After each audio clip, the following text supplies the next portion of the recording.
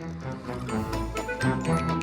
want to say some books don't deliver on the promise of their title, but in Dune, you talk about fucking sand dunes. The first group that goes is the Vanir. The second group that goes is the Noldor. We are talking about Armada by Ernest Cline. Why? A hike through the goblin universe of Western Pennsylvania.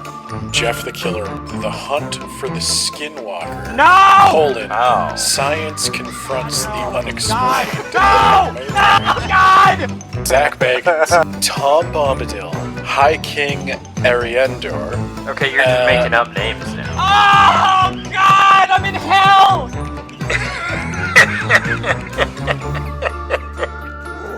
Welcome to Nate's Nightmare November, Ben!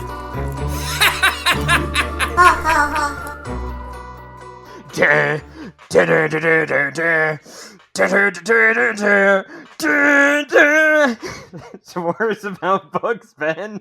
Your favorite podcast of all time. You love being here. Nate's Nightmare November. This is what gets you out of bed every morning, I'm sure.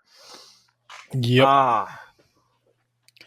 Oh, yeah. man. Are you going to describe more wrestling matches to me today? I am, Ben. Okay. I'm going to describe so many wrestling matches to you. I'm beginning to understand why there aren't very many novelizations of WrestleMania. Why would there be? Exactly. Yeah. You don't need novelizations when you've got me. I can just explain it to you. Okay, so where did we leave off? We left off at the end of 1996, Ben. Okay. And the company goes out of business in 2001. Okay, so let me tell you what I remember. I remember a death chair cage match. Yes. I remember there was a grand opening or something in the Mall of America. Yep, the debut of Nitro. Yeah. Where a bunch of people came out who weren't supposed to be there. And it was very dramatic and exciting. And I remember house shows. I just listened to this. I had to proof the episode on Sunday. Did you actually proof the episode? I no, but I did listen to it. I didn't have time to proof it by the time you got it to me, but I did listen to it the morning after releasing it, which is always a mistake. And it was good. Yeah. You could definitely hear the point where I started losing energy, but and you came into this podcast with no energy, so yeah, I'm trying to get back on my exercise routine. So prior to this podcast, meanwhile, I ate way too many donuts today. So we're doing the opposite here. Yeah. So prior to this podcast, I did 5 miles on an elliptical, and then I sat down and did deep. Yeah, you know what you could be doing while you're running those 5 miles? What? Be listening to me explain the death of WCW to you. I was listening to a book because I do a book podcast. But no, I unfortunately, so I did 5 miles on an elliptical, and then I sat down and I did 45 minutes of deep meditation. So I'm coming out of that and I'm just very relaxed, Lethargic. Not a thought in my head. There's just not a lot going on for me right now. Fatigued. I wouldn't say fatigued. I would say at peace. Somnolent. Which is the opposite of where you want to be as a wrestler, I think. I think you want to be deep in your drama. Drowsy. That would be my character. I would wrestle as Sleepy Ben. They already have someone like that, though. He tries as little as possible. Most of the time he wrestles with his hands in his pockets. I like that guy. That guy's got it all figured out. I saw somebody who was wrestling in jeans the other day. It might be the same guy. Yeah, and I was like, wow. So are they like custom stretch fabric or like Legitimate jeans. are they legitimate? I can't believe they're legitimate jeans. Yeah, that'd be highly uncomfortable. So yeah, words about wrestling, Ben. Yep. The most downloaded same day episode of our podcast ever. I'm the one editing this. I'm cutting out what you're saying. So yeah, that is fake news. It That is is 100% what you're fake doing news. is fake news. Yeah, I agree. It was the most downloaded episode in a single day.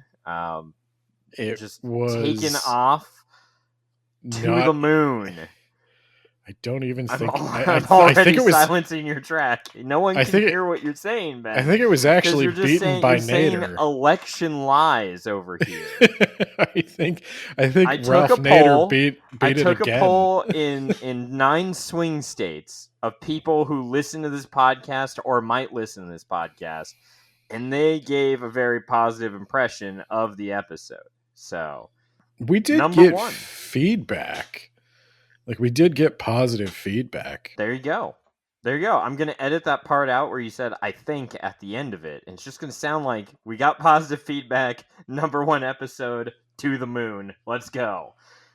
So, Ben, one important thing that I forgot to mention last episode wasn't so important for the rise of WCW, but it is going to be real important for the fall.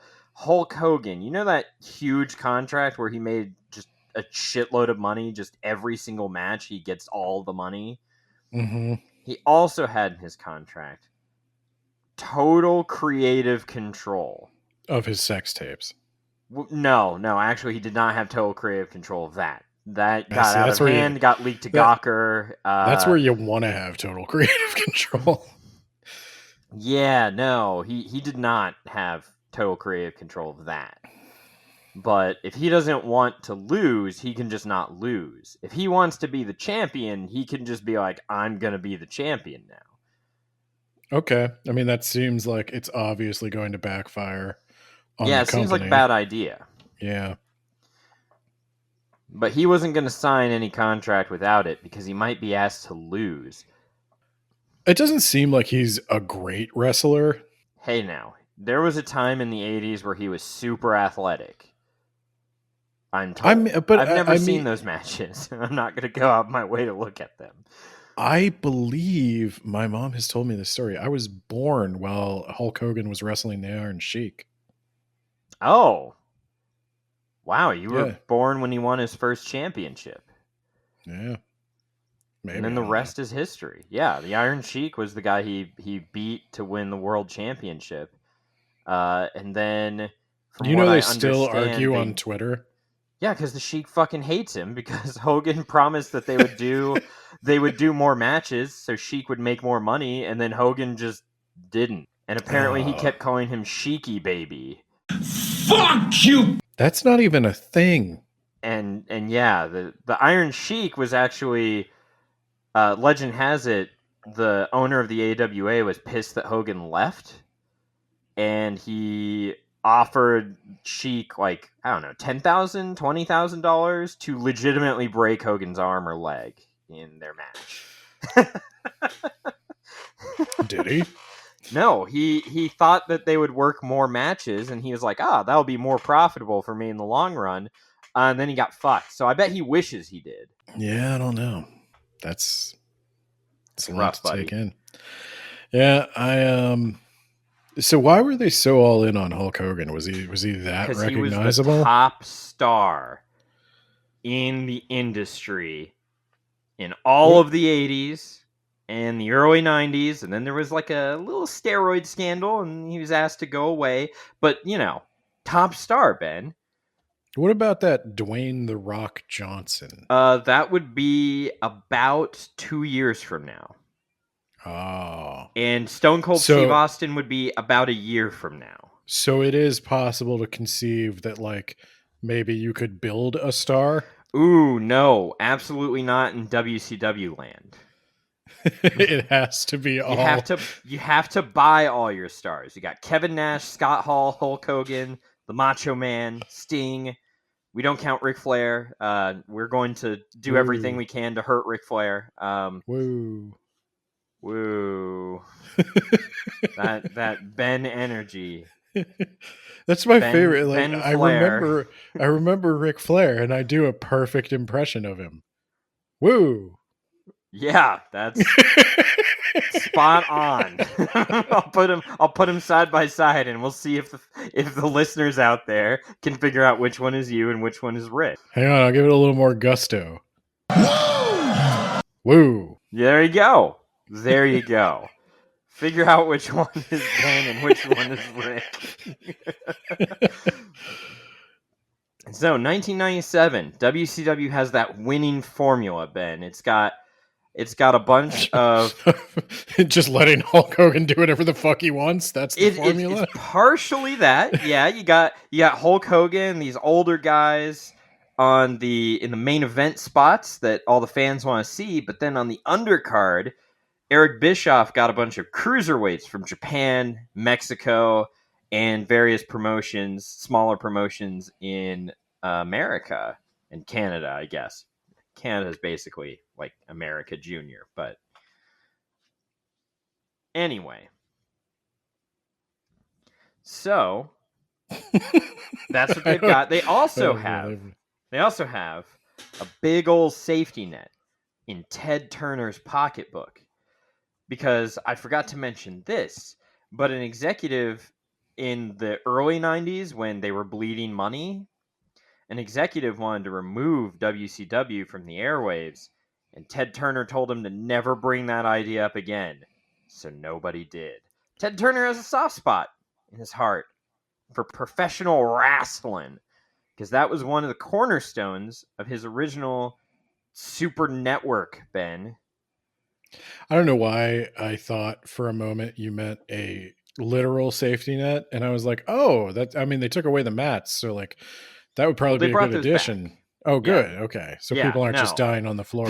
People are not, because the cruiserweights do a lot of jumps and flips and high speed moves. They would probably die without safety mats out there. Yeah. They'd be doing those moves directly on concrete. Yeah. Of them, I only remember Rey Mysterio Jr. He's the most popular. Yep. He went on to sell a bazillion masks, but he's also he's not a like, you can't promote him. Like, how can you? WCW never figured out, like, how can we promote and sell merch off this guy? He's got a mask on.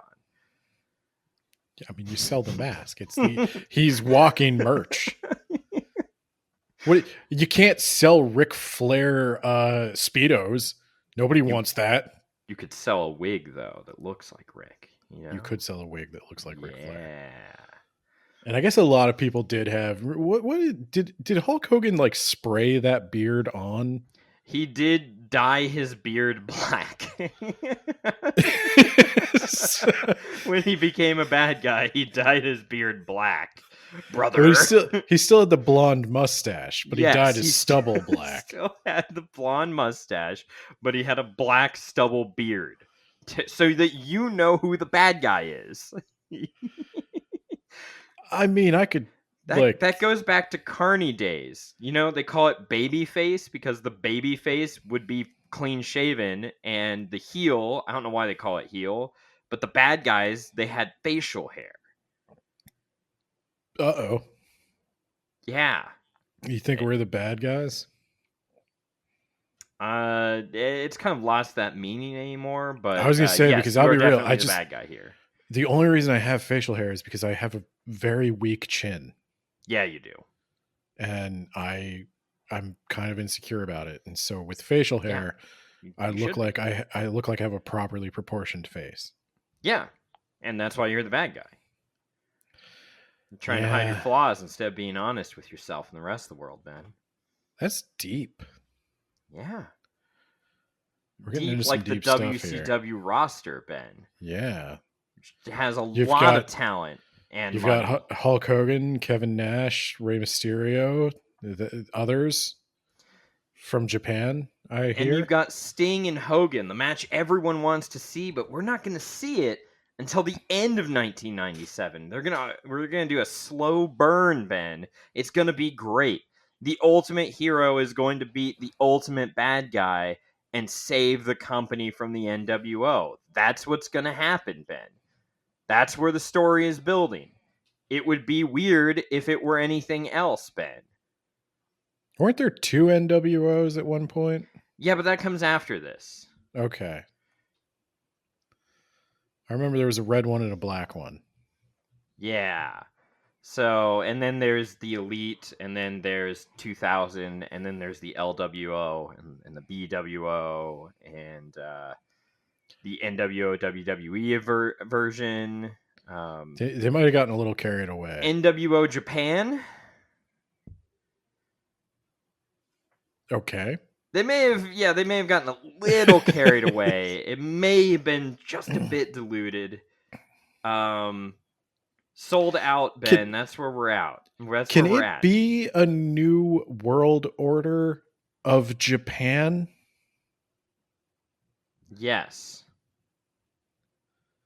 Like, is there a world order Japan? I feel like it's not a world order if it's also specific to Japan. That's the Japan branch of the New World Order. I feel like you either have, like, you can't Nintendo of America this. Well, they did. So maybe you're the idiot. I mean, that sounds reasonable. Anyway, I'm not sold out, Ben. I never made a great business deal with Hulk Hogan, so I could be dumb. Sold out, Ben. First pay-per-view of the year, where it's an NWO show. What do you mean they sold out a pay-per-view? No, I mean that's what it's called. Sold out, Oh. but like soul, like the human soul. Okay.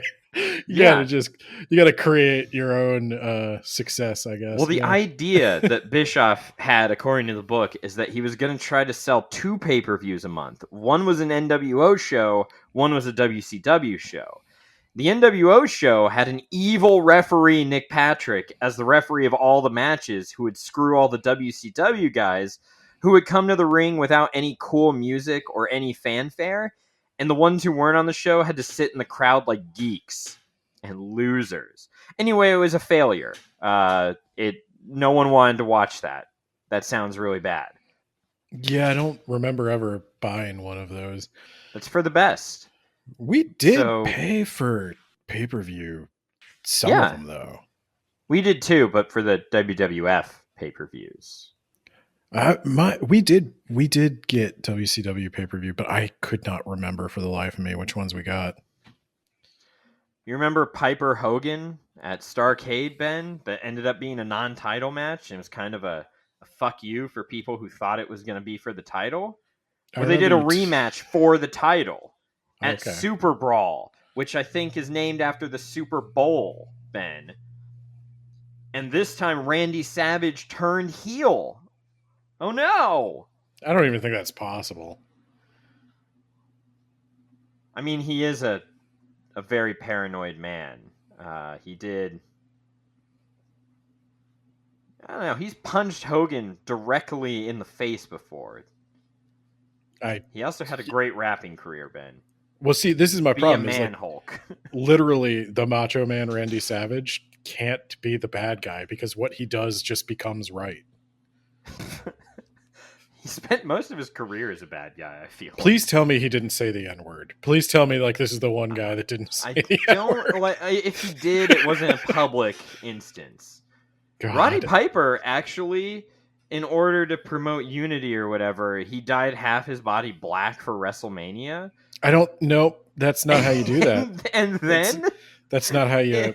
It had to be removed with like a special chemical, and some of the other wrestlers hid the chemical from him, so he had to fly home on a plane while being half black, Ben. Now, when you say half black, he was in half black face and also half black body, Ben. Oh boy. How do you get it so wrong? so bad. It was This considered wasn't bad even that at the time. This wasn't that long ago. No, this was in the early 90s. It was not at all that long ago. It was pretty tasteless even at the time, Ben. Oh my god. Okay. Yeah. So Booker anyway, T. What did he have to say about this? Booker T. Washington. He was there, right? he wasn't in the WWF at the time. No. And he was in the WWF? No, he was in WCW at that time. Right. That's what. Oh, so Piper did this in WWF. Yes, before he came to WCW. Oh, okay. Yeah. It's bad that I can only think of one black wrestler.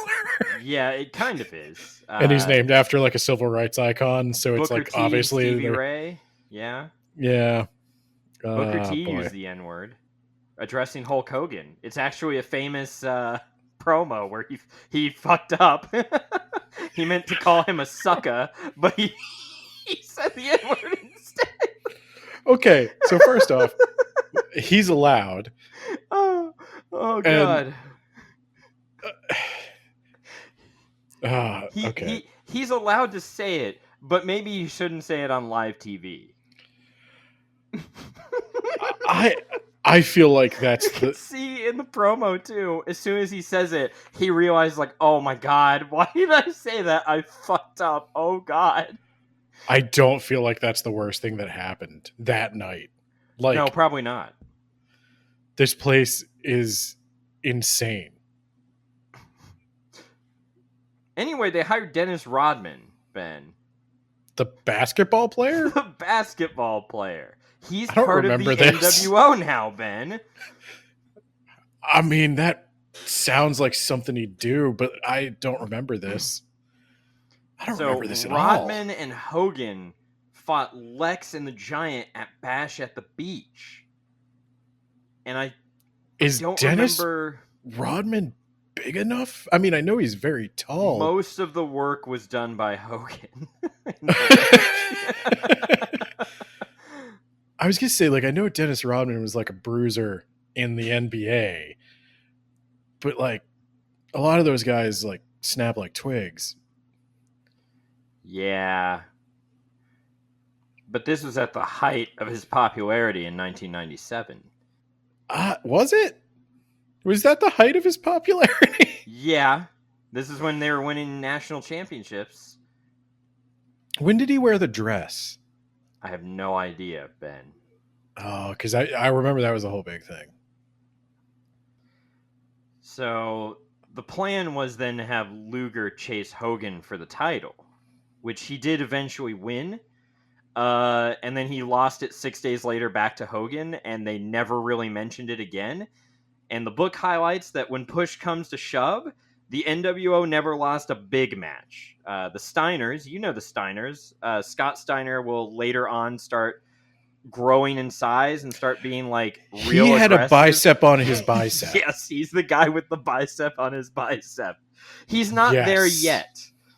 But the Steiners were supposed to win the tag titles from Scott Hall and Kevin Nash, but they successfully managed to not lose the titles by going up to Eric Bischoff and convincing him it would be the bad move.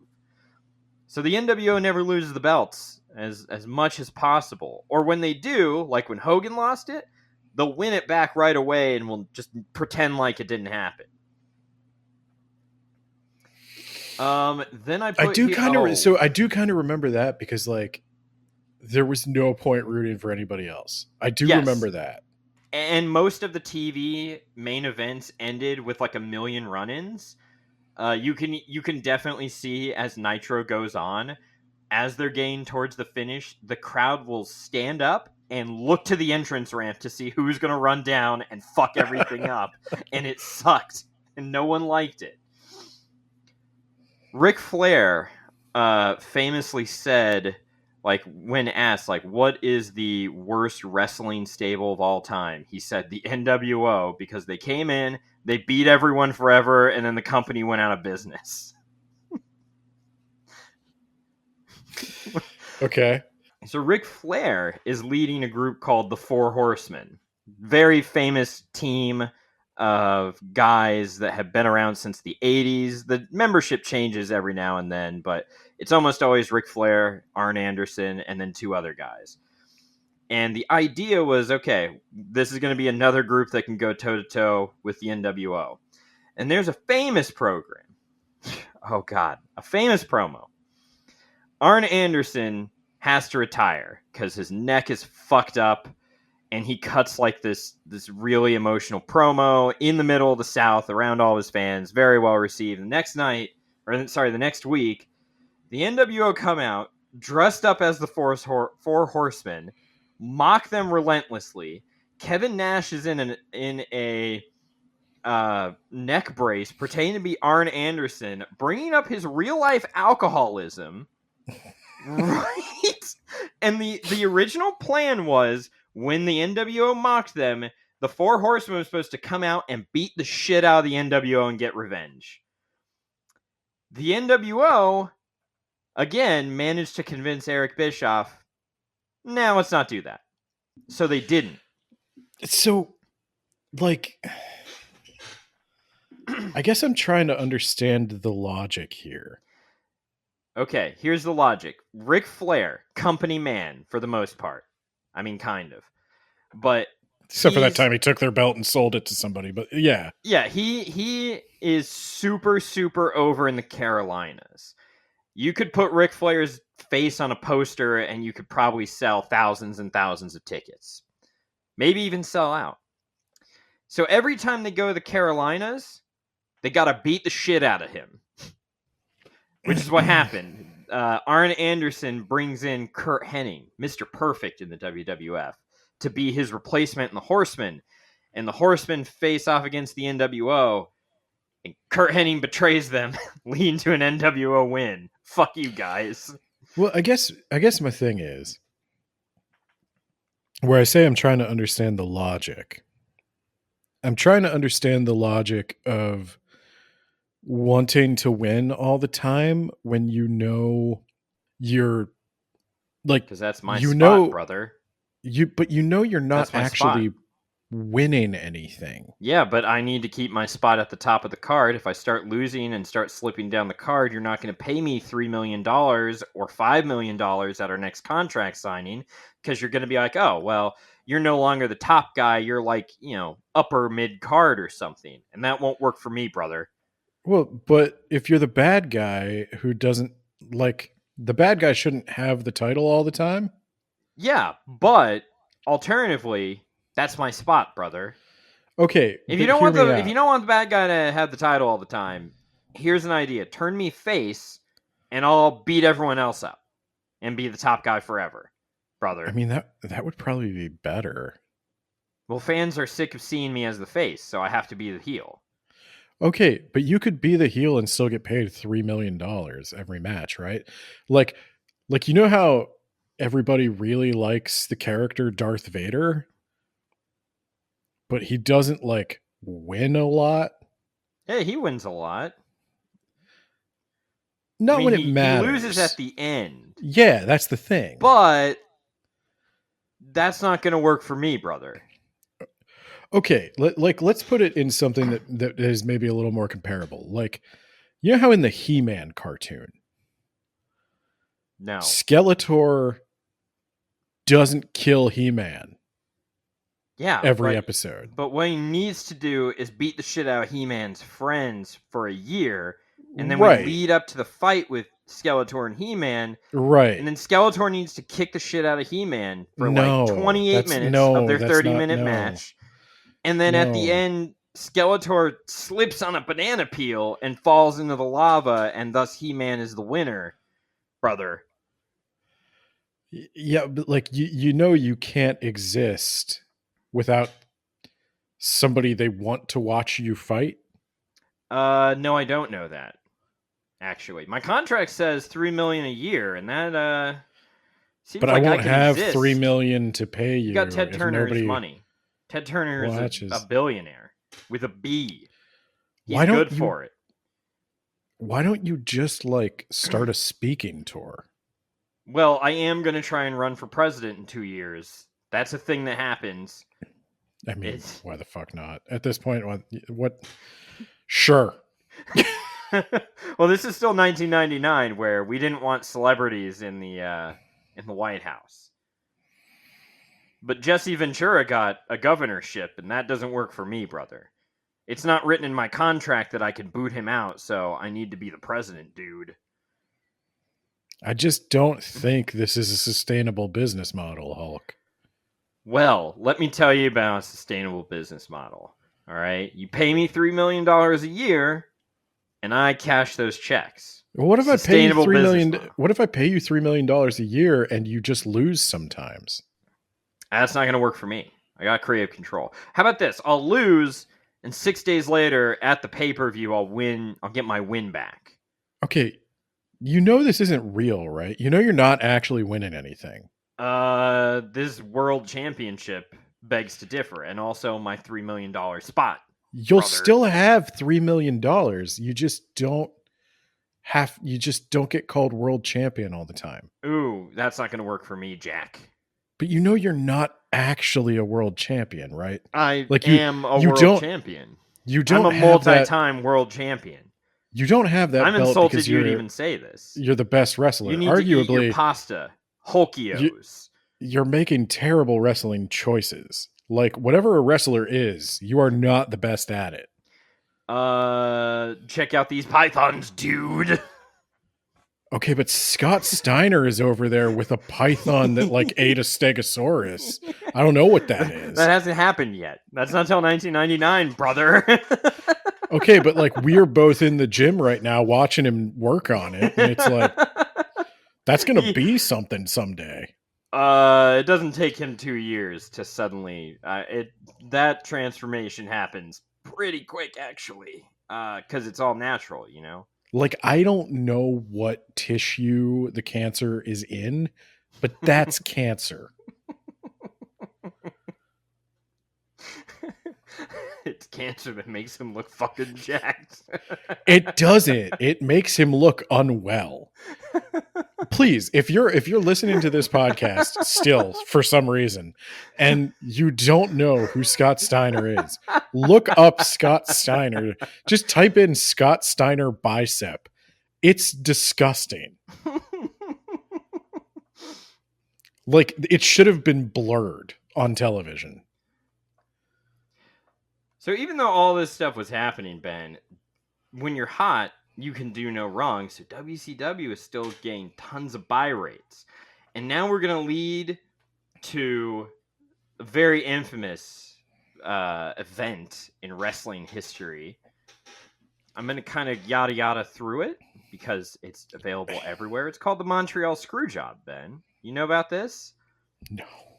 So this happens in WWF. Sounds like Agatha Christie's worst novel. Or her best. Thank you very much. Montreal So- Screwjob. Bret Hart, Shawn Michaels, two top guys over in the WWF, hate each other. Legitimately hate each other. Just an example. Shawn Michaels implied on TV that Bret Hart was having an affair with multi-time DUI and murderer Sonny. That the DUIs and the murder won't come till later, but You might have to edit this out, but did I watch Bret Hart die? no, that would be his brother Owen, who fell 50 feet and died. Okay. Yeah. That was a lot when I was a kid. Yeah. I was watching that. Okay. So yeah, Brett then went and ripped out a large chunk of Sean's hair during a fight backstage. I'm sorry. How do you get to do like your ultra macho facade when you're ripping out another man's hair in a fight backstage? I'm assuming that that's all he could grab onto, but Like hair pulling is the quintessential girly man move. yeah, well, he ripped it out of his scalp, so I don't know Like- what to tell you. And this is for the fans who like when I bring everything back to Lord of the Rings. Like when the Balrog pulled Glorfindel down by his hair, Glorfindel did die, but right before he died, he was like, bitch move. Yeah, where's he at now? That's right. He's dead, Ben. Heaven? Yeah. Reincarnated, Loser. sent back to do more badass shit. Yeah, anyway, they hated each other. Bret Hart was champion. Sean told him that he would never, ever lose to Bret because it's his real brother. And so Bret was like, okay, I'm not going to lose to you. And I don't want to lose in Canada. And the next pay-per-view coming up between the two is in Canada. And they're like, okay, well, how about you lose to someone else? And Bret was like, no, I'm not going to lose to someone else because our rematch that has been held off for years needs to have the title on the line to mean something. Oh, and by the way, during this time, Bret Hart has accepted contract with WCW at Vince's blessing. So Vince is understandably concerned that Bret Hart will show up on WCW TV and throw the title in the trash, as had been done previously with the women's title. Okay. So what happens is they decide, all right, it's going to be double disqualification. That will be the finish. That way you don't beat Sean on the way out, but he's not going to beat you. Fine, whatever. Sean locks in the sharpshooter, which is Bret Hart's finishing move. And then Vince McMahon comes out, signals the referee, who tells the timekeeper to ring the bell. And just in case the timekeeper was confused about it, Vince said, ring the fucking bell. And so they rang the bell. They basically said Bret tapped out. They handed the belt to Sean, and he ran away. This is so stupid. And then Bret there has spit to be a into better Vince's way face. to run this business. No, he spat in Vince's face. They're just... He wrote WCW in the air with his hands. This was all caught on a documentary that was being filmed about Bret Hart at the time as well. So that was like, fortuitous, I guess. And Bret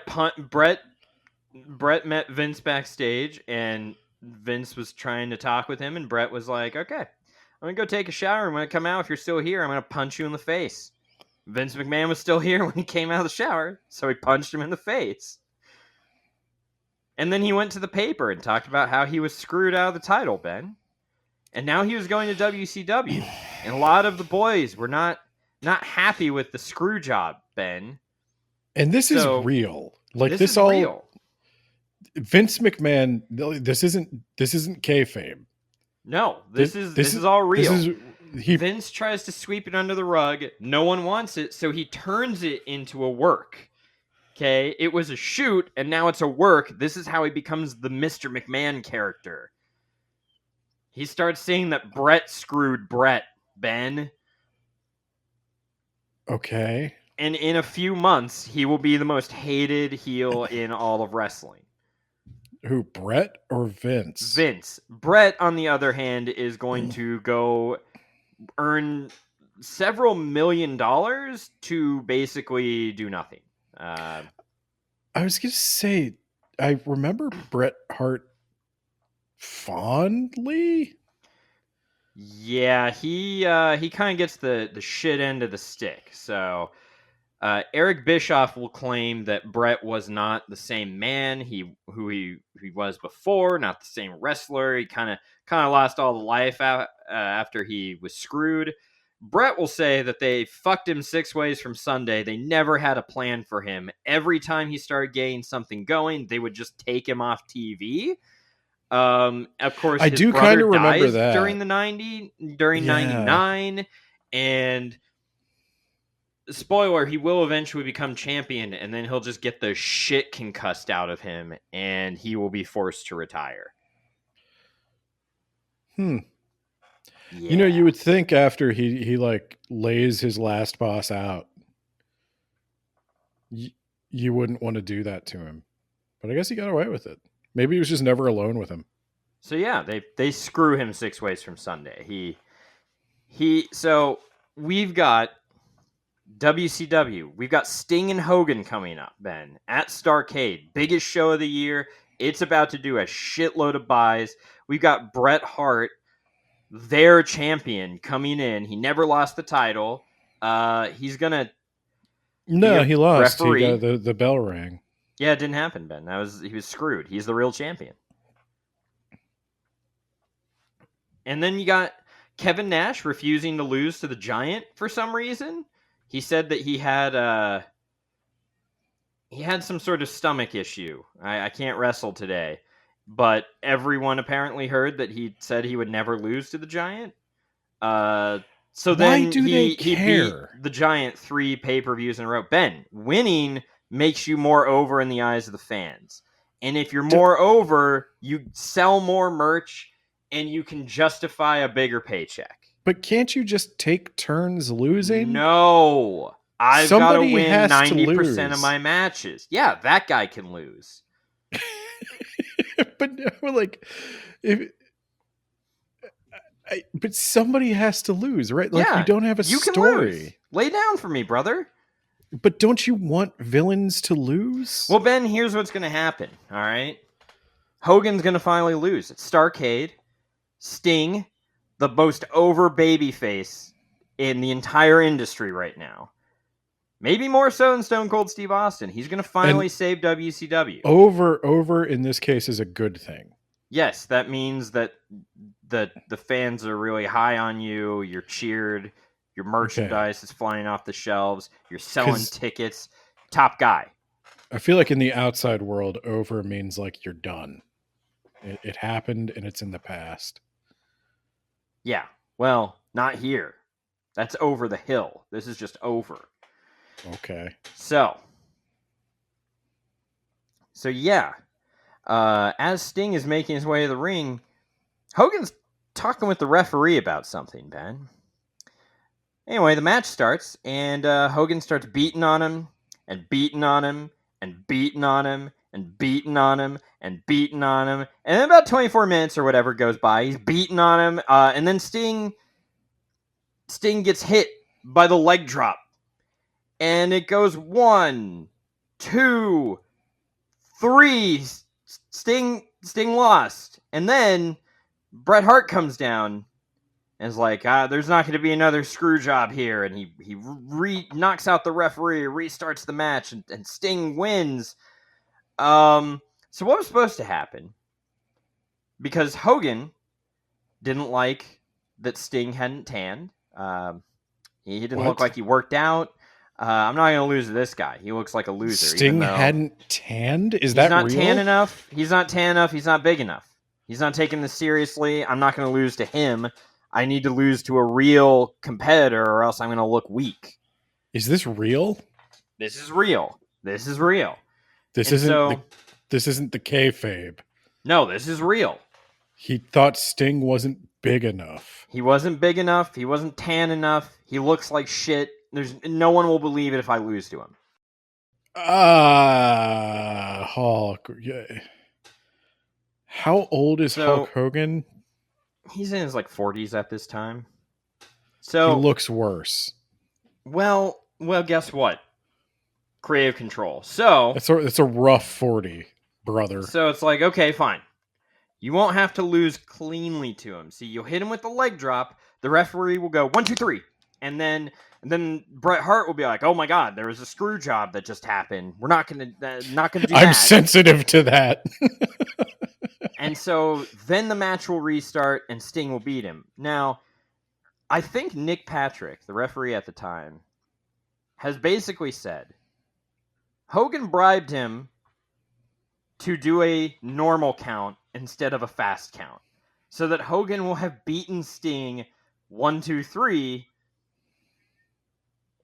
And then the restarting the match won't make sense.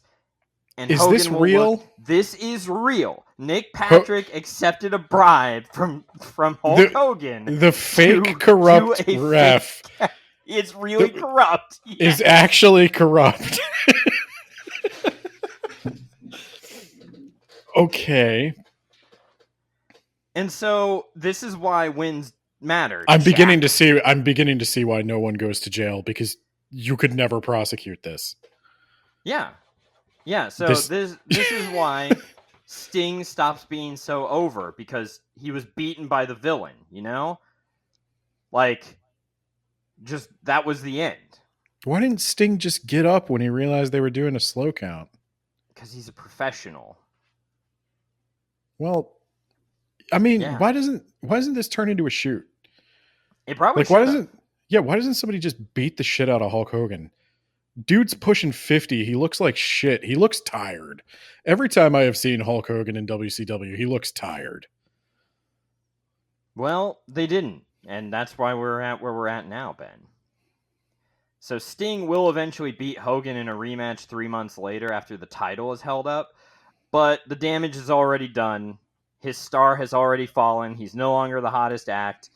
A month later, Stone Cold Steve Austin will win the title for the WWF and become the hottest star in all of wrestling history. Sting will meanwhile go on to lose the title to Macho Man Randy Savage and fall down the card. Bret Hart will meanwhile get into a match with Ric Flair, and when they have their match, it's well received, so they take both men off of TV for like 4 or 5 months to kill their angle. Why? Why? So this is where the book describes how wrestling is considered cyclical by promoters, and it breaks down, well, yeah, it's cyclical, where you have great periods of business followed by shitty periods of business followed by a rebound, because what usually happens is fans start getting sick of the top acts, so those top acts have to lose matches to up-and-comers to make them top guys before it's too late, which often does not happen in time. Yeah, I mean, it seems like you should stop hiring roided out prima donnas to fill these roles. Or how about we hire the rest of the Hart Foundation? Davey Boy and Jim Neidhart. I don't know who either of those people are. Well, that's okay. Instead of hiring these people, I don't know. Why don't you just hire like a different person I don't know who's actually going to like craft a story? Well, people know Hulk Hogan. Is that better? Yeah, I've 'cause he's never bringing the eyeballs. Now, the idea would be we would have I feel- Hogan lose to Sting and make Sting a superstar, right? I And feel then like the Hogan would more then I lose know to Hulk another Hogan, guy. like the more I know Hulk Hogan, the less I want to see him. Well, this was before Hogan Knows Best, and this was before he started using the N-word in sex tapes, Ben. I don't think it was. In leaked sex tapes, okay? Okay. Oh boy. Oh, yeah, and at this time, the WWF gets fucking Mike Tyson back before he was losing matches to Jake Paul when he was still in his prime. I'm so angry about that. I didn't even bother fucking watching it until I knew the outcome. I didn't watch it. I was like, didn't I watch will watch it. I knew if he was wins. going to lose. But No, I you knew he was know- going to. Yeah, because Like- he's like 80. I know he's Yeah. probably more like 60. He's but that's, 60, like, but real he's old in boxing. Yeah. Well, and it went to decision and everything. Like, you knew it wasn't going to go to a knockout. Like, if it lasted more than one round, Jake Paul was going to win because Jake Paul can breathe. Unfortunately. God. Everything is wrong in the world. I'm at that point of words about books right now. It is. I'm- I did. I have woken up a few times just being like, is this real? Is this really what we're doing? So just to prove that that when you're hot, you can do no wrong, WCW had another bullshit DQ finish in the main event, and that beat Mike Tyson joining DX by a full point in the ratings. What the hell is DX? Oh God, I don't have time. There were who were gonna face Austin at WrestleMania. You got Shawn Michaels, you got Triple H, you got China. Okay. China the person, not the country. Yes. Okay. So here's some more backstage drama. Hall and Nash were upset that they were falling down the pecking order for Hogan and Savage. And in response, It's Eric because you don't Bischoff have a gimmick. You're just guys with hair. Eric Bischoff fired their friend Sean Waltman. Good. Fuck him. I don't even know who that is. He's X-Pac. He then went to WWF. Didn't help. He went to WWF and got a top promo spot. So the idea was that you could go to the WWF if you weren't a top guy, and you might get the opportunity to become a top guy. But if you stay in WCW, you will always come second to Hogan and Savage and Hall and Nash, etc., etc., etc., etc. I mean, it just feels like and Hogan. Well, Hogan and Nash start having fights backstage. Do they pull each other's hair and scratch? No, they didn't actually fight each other, like physically. But Nash wants Hogan's spot. Okay. All right, let's see. Oh, NWO Japan was called Typhoon. That's okay. That's not the most racist thing we've talked about today. All right, so now we can talk about Goldberg. This could turn it all around. You remember Goldberg? I do remember Goldberg. He had the undefeated streak. He had very sloppy matches, but they looked like they hurt because they probably did hurt because he wasn't the safest guy to be around, and he usually beat the fuck out of people. No, he was like a retired, or like he was a football player. Football because he got injured or something. Yeah, I think he was in Atlanta for football. And I don't think he was a particularly good football player. Well, he was a great wrestler in the sense that he drew money. He drew fan interest, if nothing else. He was the only one of the Speedo bunch that I remember. Yeah. Yeah. He goes out and he beats you in like 2 or 3 minutes, and he had an undefeated streak. And he was cool as hell. And so he wins and he wins and he wins and he wins. He's getting more cheers every week. Fans are chanting Goldberg. You know, they may have flubbed things with Sting, but like Goldberg is like up and coming talent, can't miss. And so Hogan has an idea, brother. Yeah, dude. He's gonna, because he's the champion again at this point. Mm-hmm. There are a bunch of bigwigs from Turner coming in for the Georgia Dome. And maybe Hogan should face Goldberg and show everyone how much Hogan can draw, you know? Even though, you know, he's facing Goldberg. But, you know, it's all Hogan doing the drawing, brother. See? That's how he does it. But then the decision is made, okay, but it won't be a non-title match. It'll be for the title. And Hogan decides, okay, I'll drop the title for him, but I get to be the guy who ends that undefeated streak. So, they hotshot an angle, which everyone says was a mistake because it did great TV ratings, but this could have sold a shitload on pay-per-view. This was a match people wanted to see, and they gave it away on free TV. And Goldberg kicks out of the leg drop, Ben, and he jackhammers Hogan to hell, and he becomes the world champion, Ben. Yeah. Yeah. Also, Dennis Rodman is back, and also Karl Malone, and Rodman shows up in no condition to perform, and also that was a 45-minute match. Later on, Jay Leno will come, and he will not draw any more additional buys the way that Rodman did. No, God no. Rodman showed up in no condition to perform, then later sued WCW, and then they bring him back again in like 1999, Ben. I mean, for even more money. After the Bulls have finished winning their 6 championships, Rodman being in 3 of those teams, I believe, and he was way past, like no one cared about Dennis Rodman in 99, or maybe it was 2000 when they brought him back in. I mean, Rodman, like, I don't know, my brother might disagree with me on this, but like, my brother's the bigger sports head, but I don't know. I remember Rodman being like legit good, but he was also always a clown. Like he was always doing like it was always some stunt or something, and like obviously the guy had like a substance problem. Yeah. And he showed up for a Yeah. 45-minute match in no condition to perform. Yeah. But for whatever reason, like he knew how to get attention.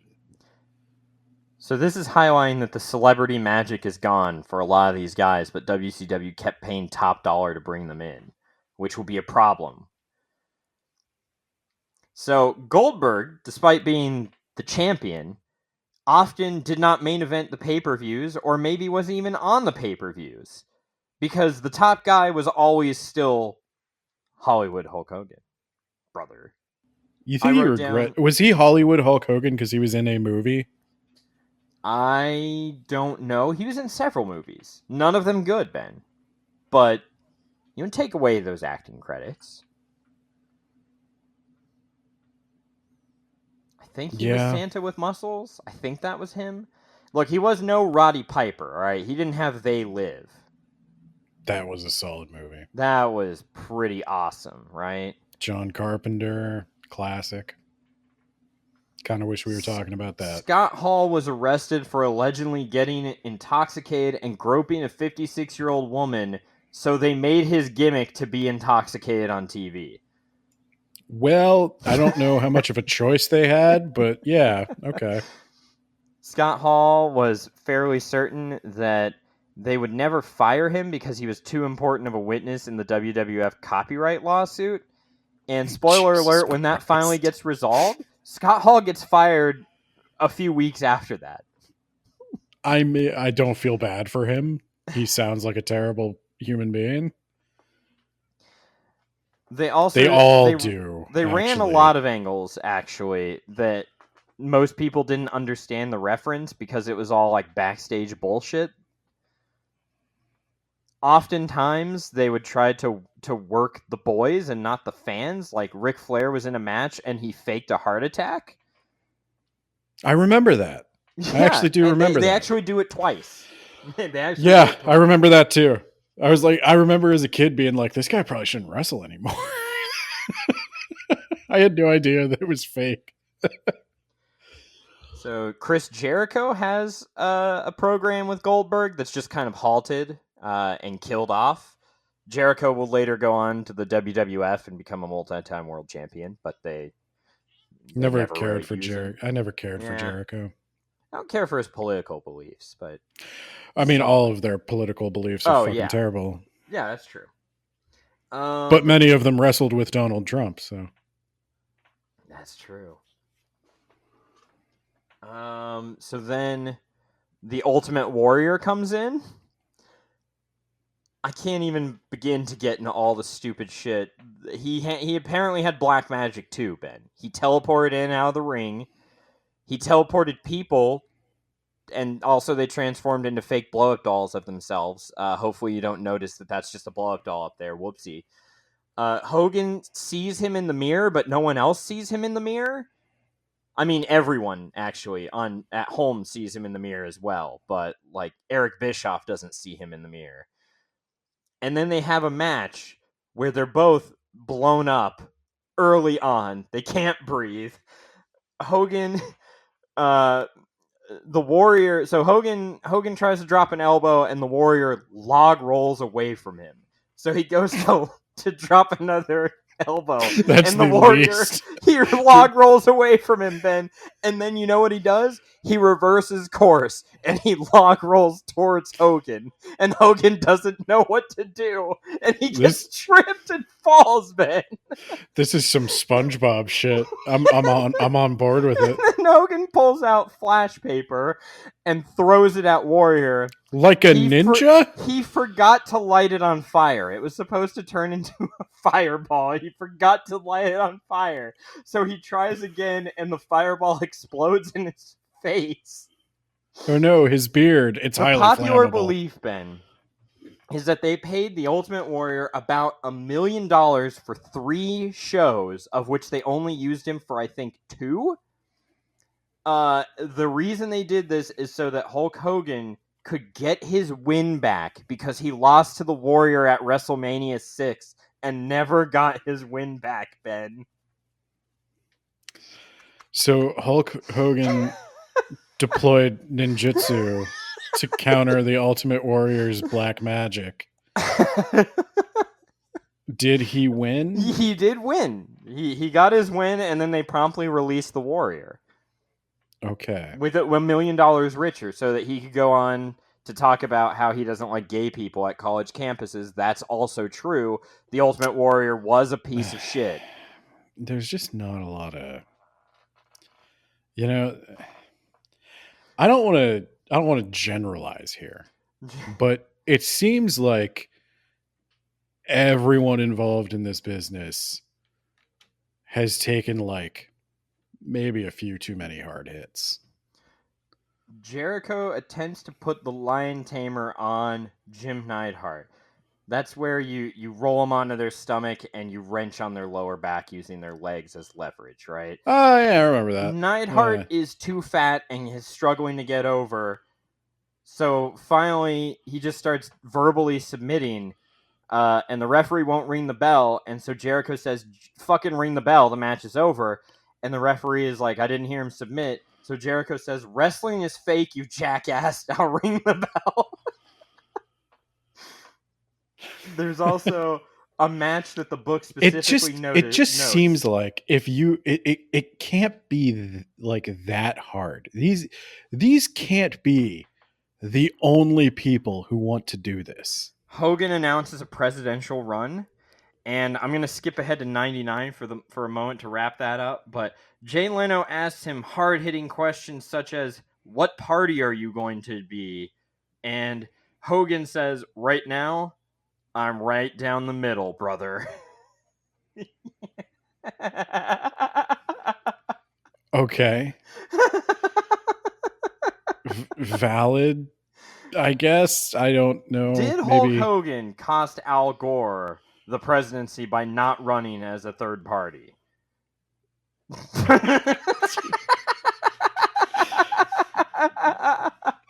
The worst thing here is like, if again, so let's say that the presidential election had come down to George W. Bush, Hulk Hogan, Al Gore, and Ralph Nader. I think in terms of like who would you want to get a beer with, it's still George W. Bush. Yeah. I think he's the least annoying. Not who I would have voted for. I was too young. Okay, I'm not that old. But George W. Bush definitely seems like the person I would be least annoyed by. So throughout all this, there was one team that consistently didn't lose, the Steiner brothers. And the theory is they were supposed to lose, but people were too afraid to tell them that they were going to lose because their contracts were coming due, right? And they're just like, let's just let them win. Yeah, and for some reason they have a hard time controlling their emotions. Yeah, Scott is going to get worse, actually. So Kevin Nash versus Goldberg. Scott is going to get worse. No, they don't. Kevin Nash versus Goldberg at Starrcade 1998, Ben, where Goldberg gets cattle prodded and powerbombed and pinned, and the streak is over and the championship is gone, Ben. To Hulk Hogan? No, to Kevin Nash. Oh, God. Oh. It will be to Hulk Hogan in just a moment. So, 1999, the company is going to lose $15 million this year. Seems like you can make all that up by just firing Hulk Hogan.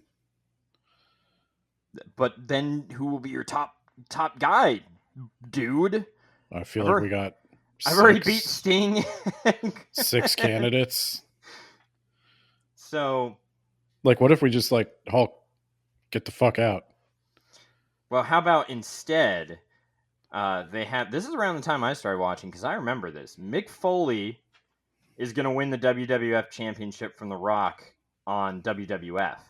Going against that is going to be Goldberg versus Kevin Nash in a rematch for the title. And you know how they used to spoil the WWF results? Well, Tony Schiavone was told to go on. He's the commentator.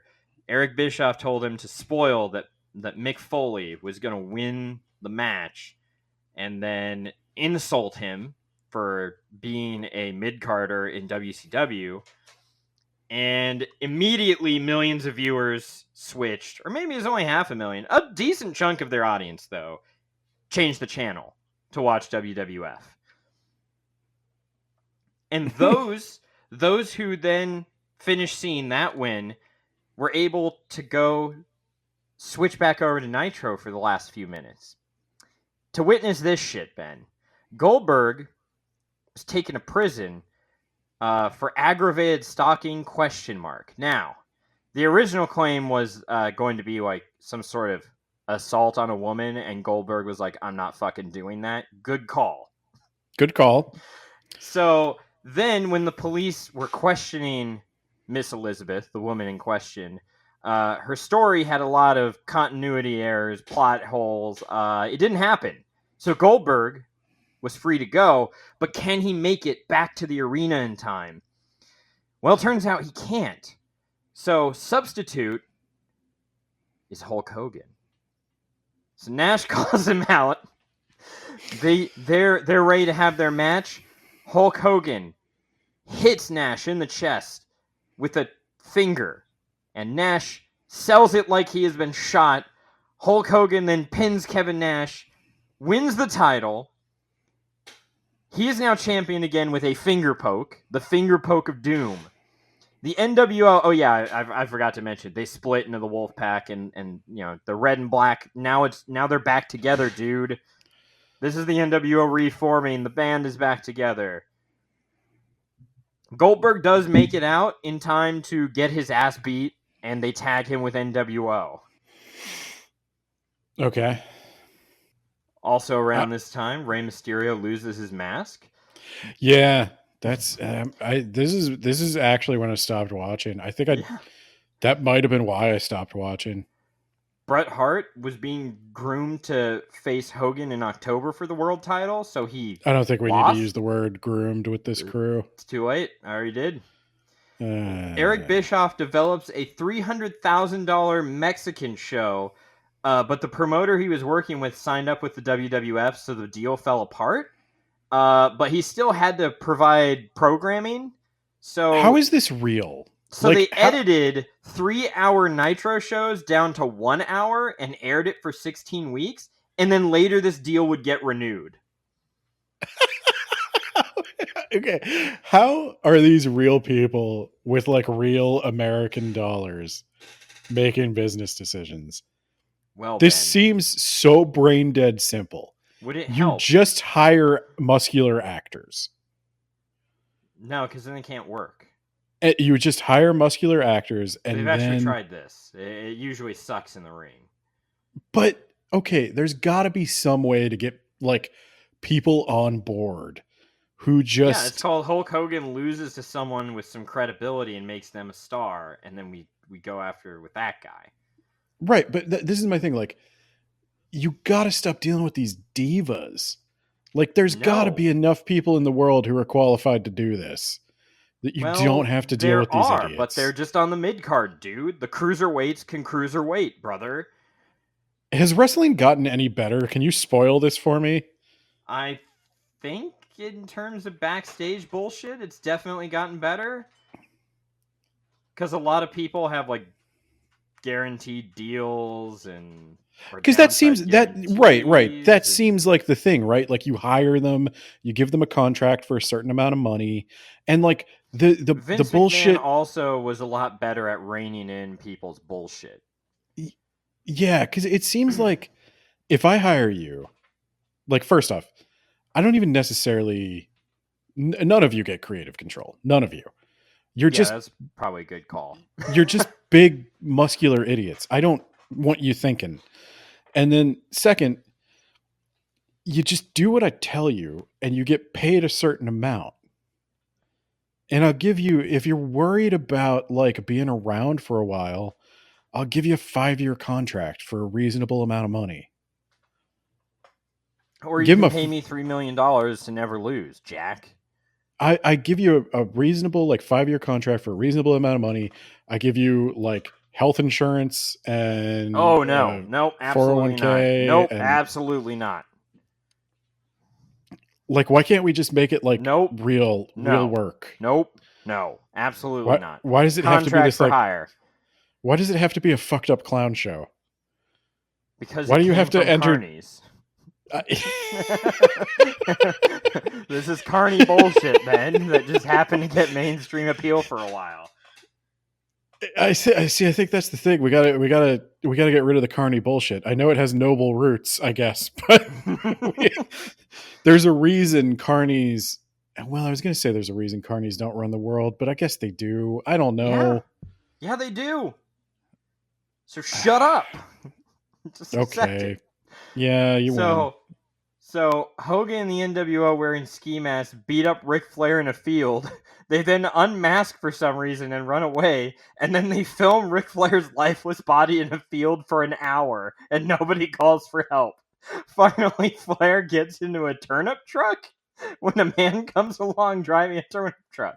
They go to the arena, and then Ric Flair gets his ass kicked again in the arena.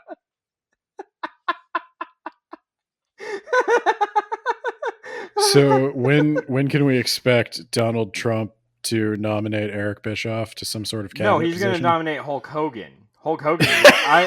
I would not be at all surprised if Hogan gets a position in the cabinet for his support during the campaign trail.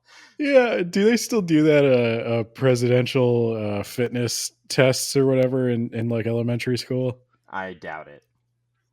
Because I could totally see that. You get Hulk in there, get little So like Kevin pamphlets Nash- for the kids. Kevin Nash apparently was still well liked backstage despite his politicking, because every time there was a problem, he just blamed it on Hogan and his creative control. Nash was now Easy. booking, by the way. Jericho around this time left. He mentions that he didn't have a signed deal at this point and refers to a time when he was sent a FedEx with nothing inside of it. They FedExed him overnight, nothing. He once received a $0 check as well. So Bischoff during this time started going to Hollywood more often. The belief being that he is trying to get out of the sinking ship that is now WCW. Is he still alive? What's he doing these days? Yes, he is. Now, Ric Flair decides to turn heel even though no one wants him to. So he and Hogan do a double turn. They promoted a first blood match, but they couldn't use the word blood, all right? Now, in a first blood cage match, all right, you're in a cage. The winner is the person who doesn't bleed first, right? I understand the concept. So Hogan busts Flair open. Flair's bleeding everywhere. Match keeps going. Hogan gets busted open, and then Flair pins him to beat him. Well, that's because he couldn't use the word blood. Nobody knew what we were doing. I'm kind of speed right. So Mikey Whipwreck, former ECW champion. That's Extreme Championship Wrestling, the third largest promotion in the U.S. He debuts. He's told he was winning the match in 10. Then someone else comes up and says he's losing in 8. Then someone else comes up and says he's getting disqualified in 5. Then someone else comes up and says, forget all those other guys. You're going to get a lot in, but you're going to lose in 15. Apparently, he met Bret Hart the next night.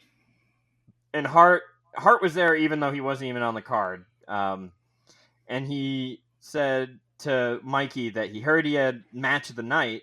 And Mikey was like, yeah, I heard it was all right. Hope it leads to something. And apparently Hart looked at him directly in the eye and said, you're probably fucked. And he sure was, Ben. Okay. Yeah, Bret Hart has a plan to get to the top. Nash tries to kill it, and when confronted about it, supposedly lies to Bret's face. What happens is he's given the go-ahead. Goldberg comes out in Canada, so Bret Hart's like a super over babyface because he's like a Canadian hero. Goldberg spears him, Then Bret Hart reveals that he had a steel plate in his jersey for some reason. He does a fake pin on Goldberg. He says, "Fuck you, I quit." And then he has to leave because his brother died. So he left for an extended period of time. So that sucks. Okay. Also, there was a time when Hogan. So this is you asked why didn't Sting kick out of the leg drop? Well, Hogan did not have any such qualms. Goldberg hits the jackhammer, which isn't kicked out of. That's Goldberg's move. Hits the jackhammer, pins Hogan. Nash is supposed to run out and save. Nash is borderline immobile. In a few years from this, in the WWF, he runs across the ring and tears his quad just all the way off. Oh, Yeah. jeez. Yeah, so he can't get to the ring in time, so Hogan just has to kick out of the jackhammer. Dude. Okay. So Why WCW now I have has a rep- follow-up question. Why does Goldberg let him? Yeah, again, he's a professional-ish. It might look bad if you beat up Hogan.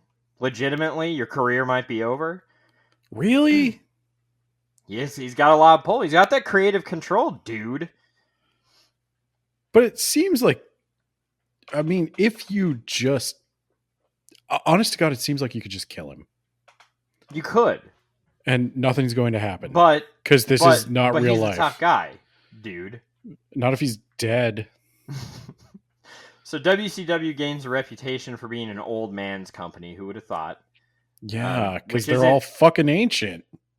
DDP wins the title, and he looks real old. He teaches yoga now, right? He does. DDP. I haven't heard any bad stories about him. Solid guy. Hopefully, I don't hear anything. Yeah, I wouldn't like if he teaches yoga. I got to imagine he's at least running with not the racist sex tape crowd. But I can't even say that's. He also helps other wrestlers rehab successfully. Oh, yeah. Okay. Boy, I want to like him, but he did help Scott Hall and Jake the Snake Roberts kick the juice. Well, the I guess I shouldn't say the juice, that implies steroids. The booze. Yeah. The booze. Okay. Well, tentative. We like Diamond Dallas Page. Maybe there's one good one. So Flair goes to the mental asylum, gets out according to Thunder, but then he's back in the asylum as of the next Nitro. Scott Hall is in the asylum for some reason, just as a cameo, despite not being on TV for several months. Then Ric Flair returns to Charlotte. It's Flair country. And DDP knocks his ass out. Okay. I don't know what Ric Flair is doing. I mean, he seems like he's just happy to be there. I don't know, behind the scenes, does he care about any of this? I don't think so much. He's gonna care when Scott Steiner comes in, but that's in a little bit. So we're trying to speed run this. But, Are we? I'm trying to get all the information in as fast as possible. Is it possible, Nate, that maybe some of this information, the exact things that happen in specific matches, is maybe never not gonna get another chance? Is maybe not super relevant to the overall fall of WCW? Okay, continue. So their drawing power in the Carolinas has died off. They had 3 title changes in one night. 2 of those were the world title. They're killing off the world title. Slowly but surely, it will lose the ability to be a draw. People will stop caring about it. Yeah, because Hulk Hogan's just going to get it.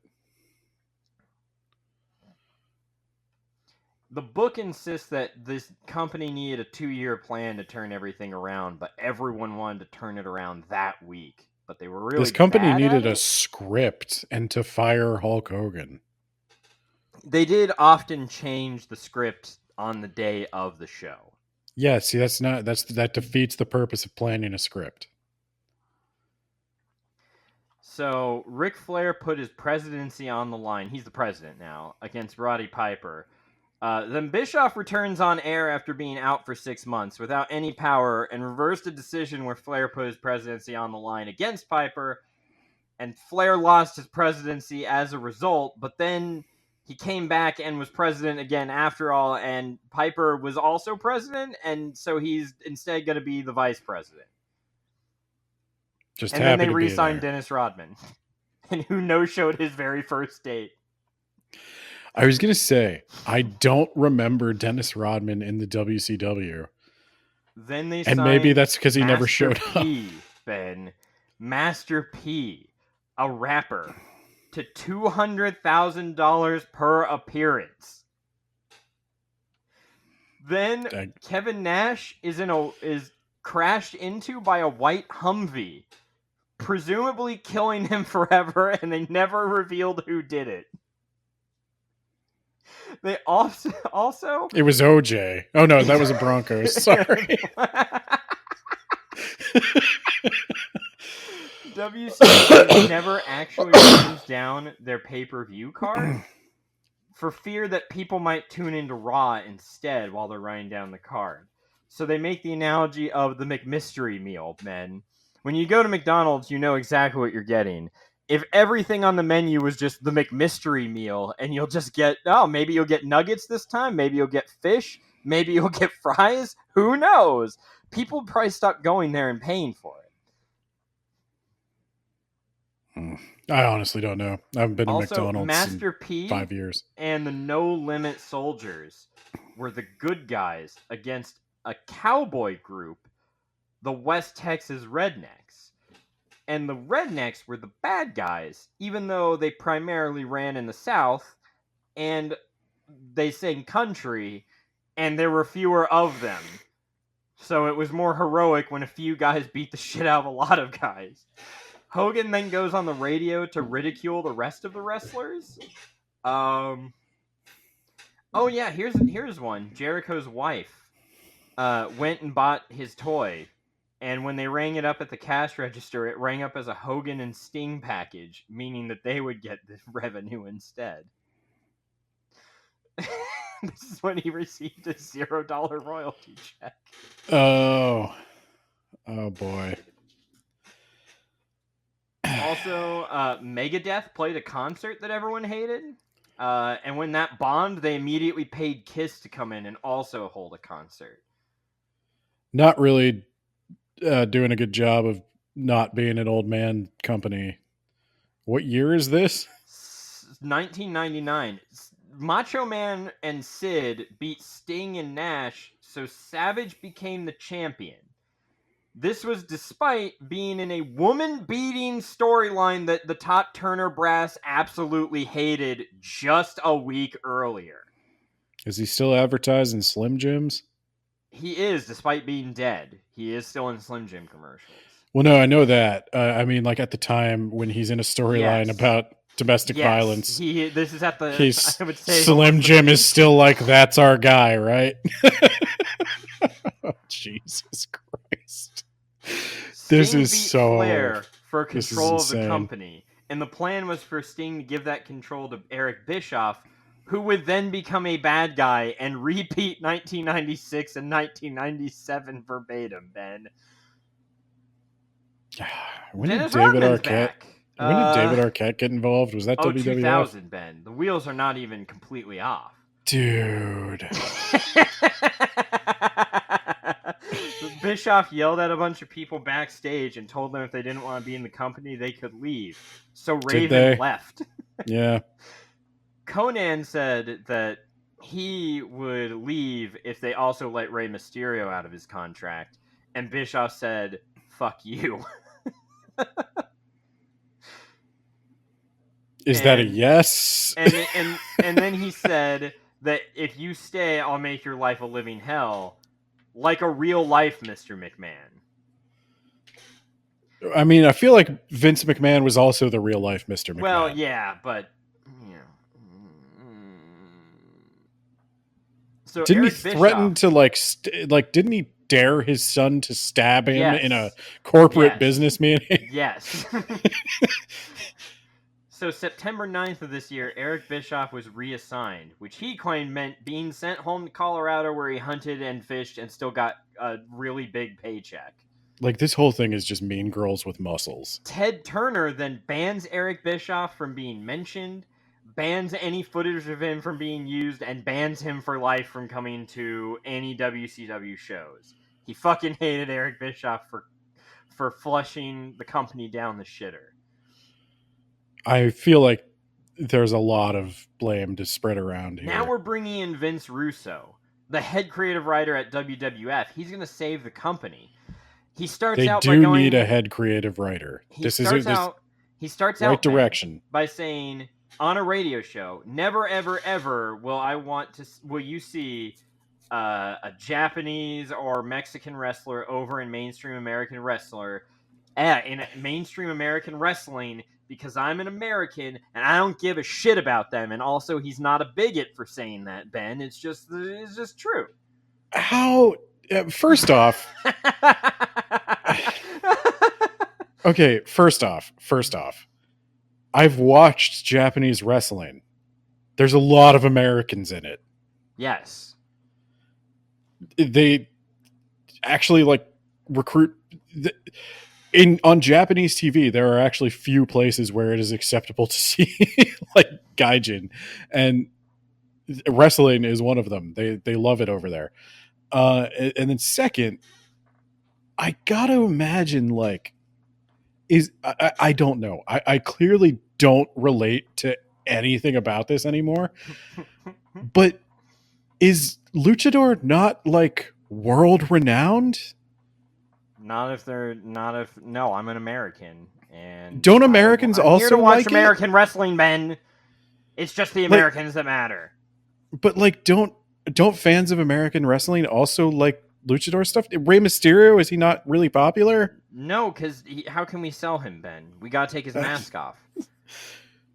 Wasn't there a cartoon called Mucha Lucha? Yeah, but that's for kids. I'm trying to sell for adults. This is an adult program, Ben. It's serious. That's not what the guy told me when that dude flicked him off. So Vince Russo, Ben. His style is to cram as much, kind of like what I'm doing right now. Cram as much into as many. It's just as few hours as possible. How are they all so racist? He crams a 2-hour show into 1 hour, so he crams like a 6-hour show into 3 hours every week, Ben. And he's going to make it real again, okay? What? First of all, he's going to bring up a lot of internet shit no one knows about. And then, there's a backstage segment where Buff Bagwell, yes, that's his name, we don't have time to talk about, was scripted to be in a match, and he's talking about taking a dive and losing on purpose, but then he rolls the guy up and gets a win, and the announcers have to sell like that wasn't in the script, Ben. You know how, in the Avengers, you're there at the Avengers, and then they just look at the camera, and they're like, thank God this is just all fake bullshit. I mean, I think that happened. That happened in Star Wars when Grand Moff Tarkin looked at the camera and he was like, "I'm actually dead. I've been dead for years." Well, that's so. In the beginning of the Avengers, when Loki is attacking that shield compound, Jeremy Renner then punches Loki in the face and threatens the producer on camera that this is now going to be not the Avengers, but it's going to be called Renner, and we're just going to see Renner for 2 hours of him living his daily life. In this, it's the actor Jeremy Renner, not Hawkeye. Yes, that has just taken control of the production.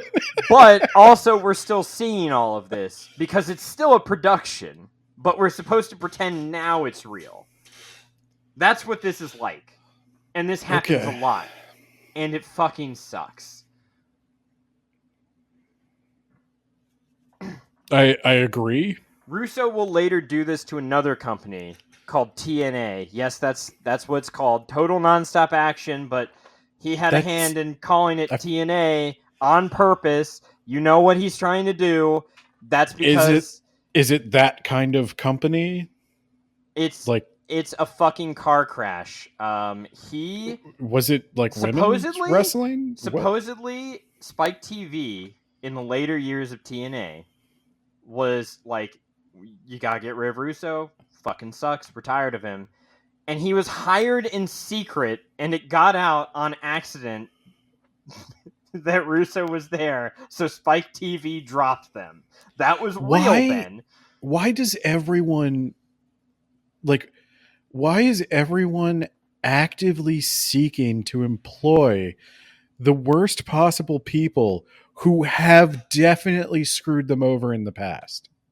I don't know. They seem to really like Russo. Jeff But Jarrett this was has the guy happened who really... multiple times in your story where somebody was fired and then like fired for gross incompetence, and they like punched somebody on the way out, and they're the least professional person in the world, probably some kind of criminal, definitely a racist, and then they get hired what back. if he draws big money, dude?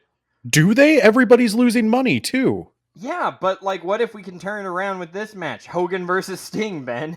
What Hogan if we comes change out, nothing and hope for a Hogan- difference? Hogan comes out and he lays down for Sting, and Sting pins him. Okay. Then Goldberg beats Sting in a non-title match, is handed the belt, and then it was stripped of the next night because it was actually a non-title match. And then they have a 32-man tournament, and then Goldberg loses the first round to Bret Hart, also for the U.S. title. The hell's the U.S. title?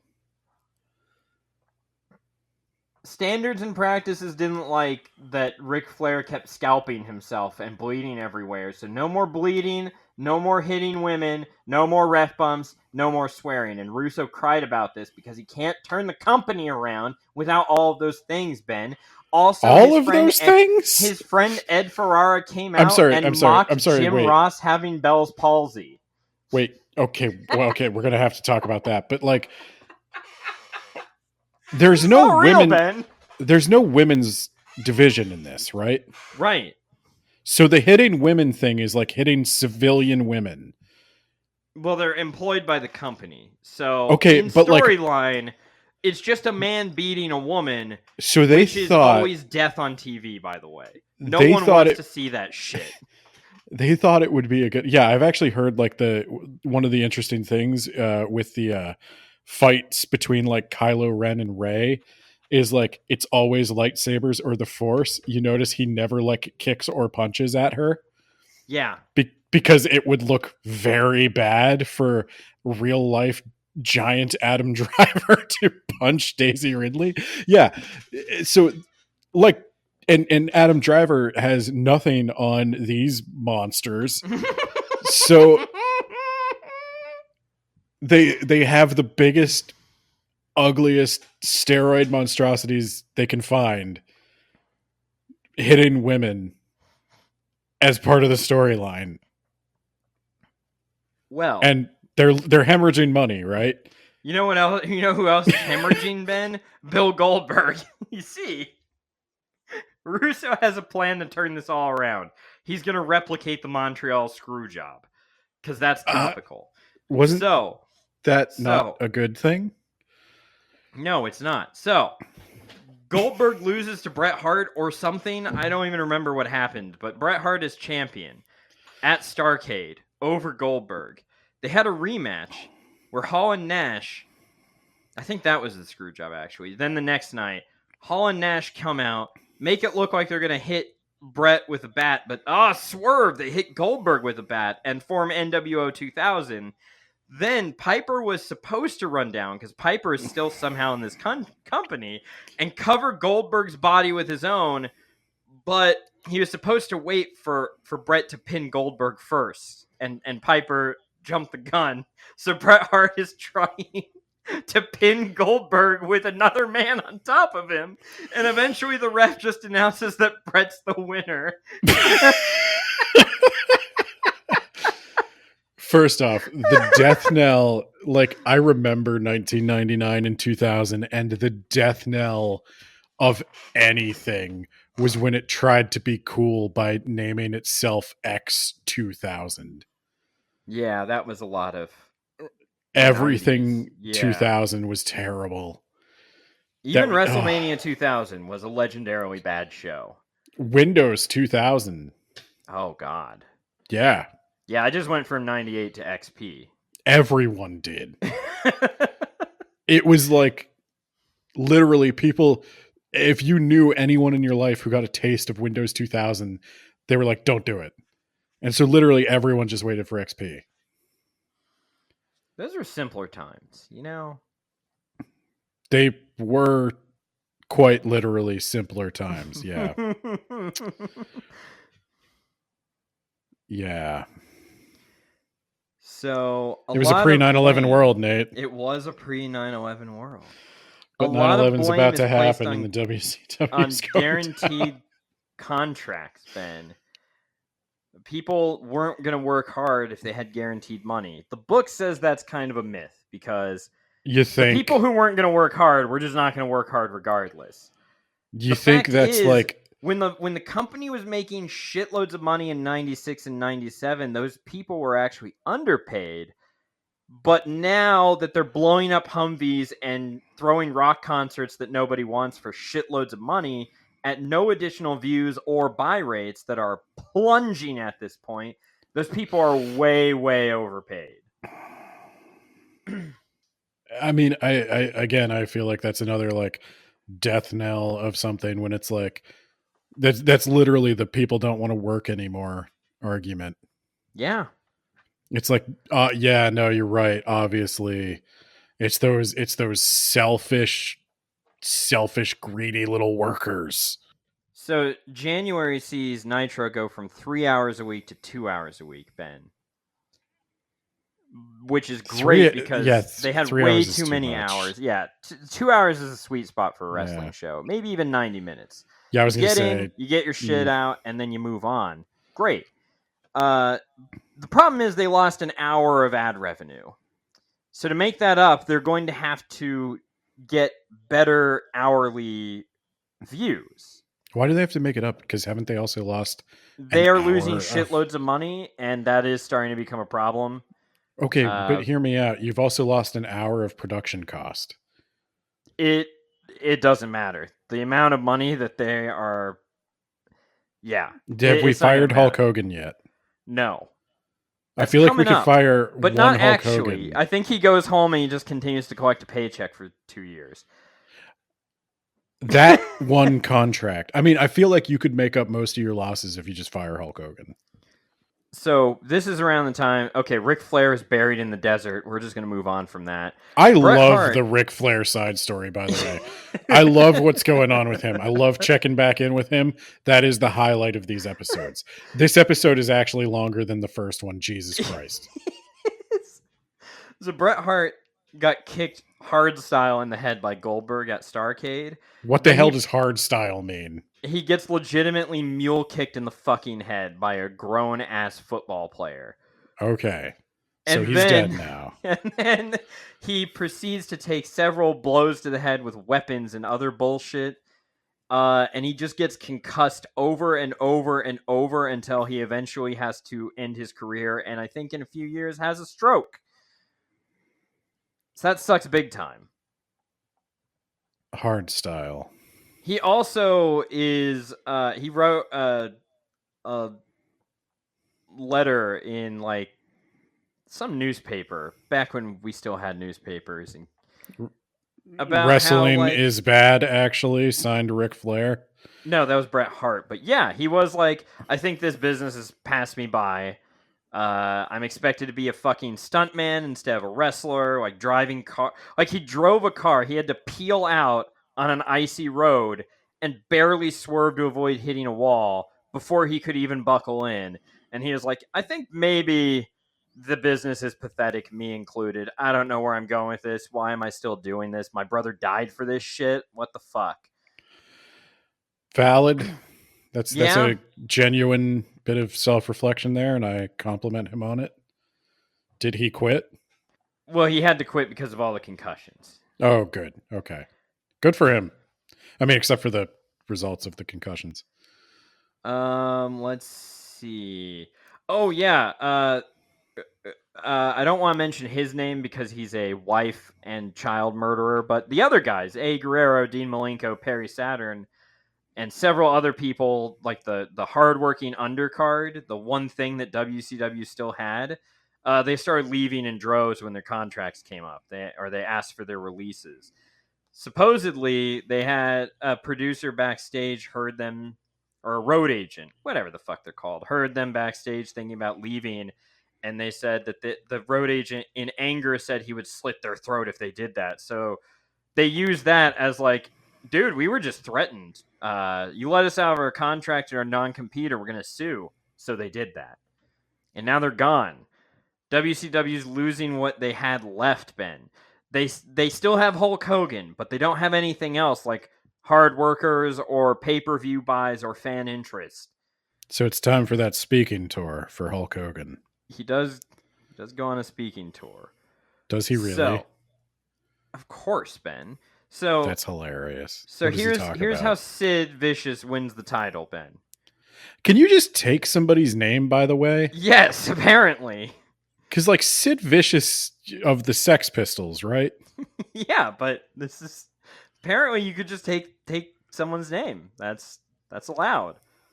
I never looked into it. I have to assume that guy was either okay with it or just didn't know, but I don't know how Sid Vicious was know. long dead at this Oh, there point. you go. So maybe you can just, like... Can I be Hulk Hogan when Hulk Hogan dies? Yeah, I guess. Oh, fuck yeah. Do you I'm want gonna be that? Yeah, I want to be a member of Trump's cabinet. Really?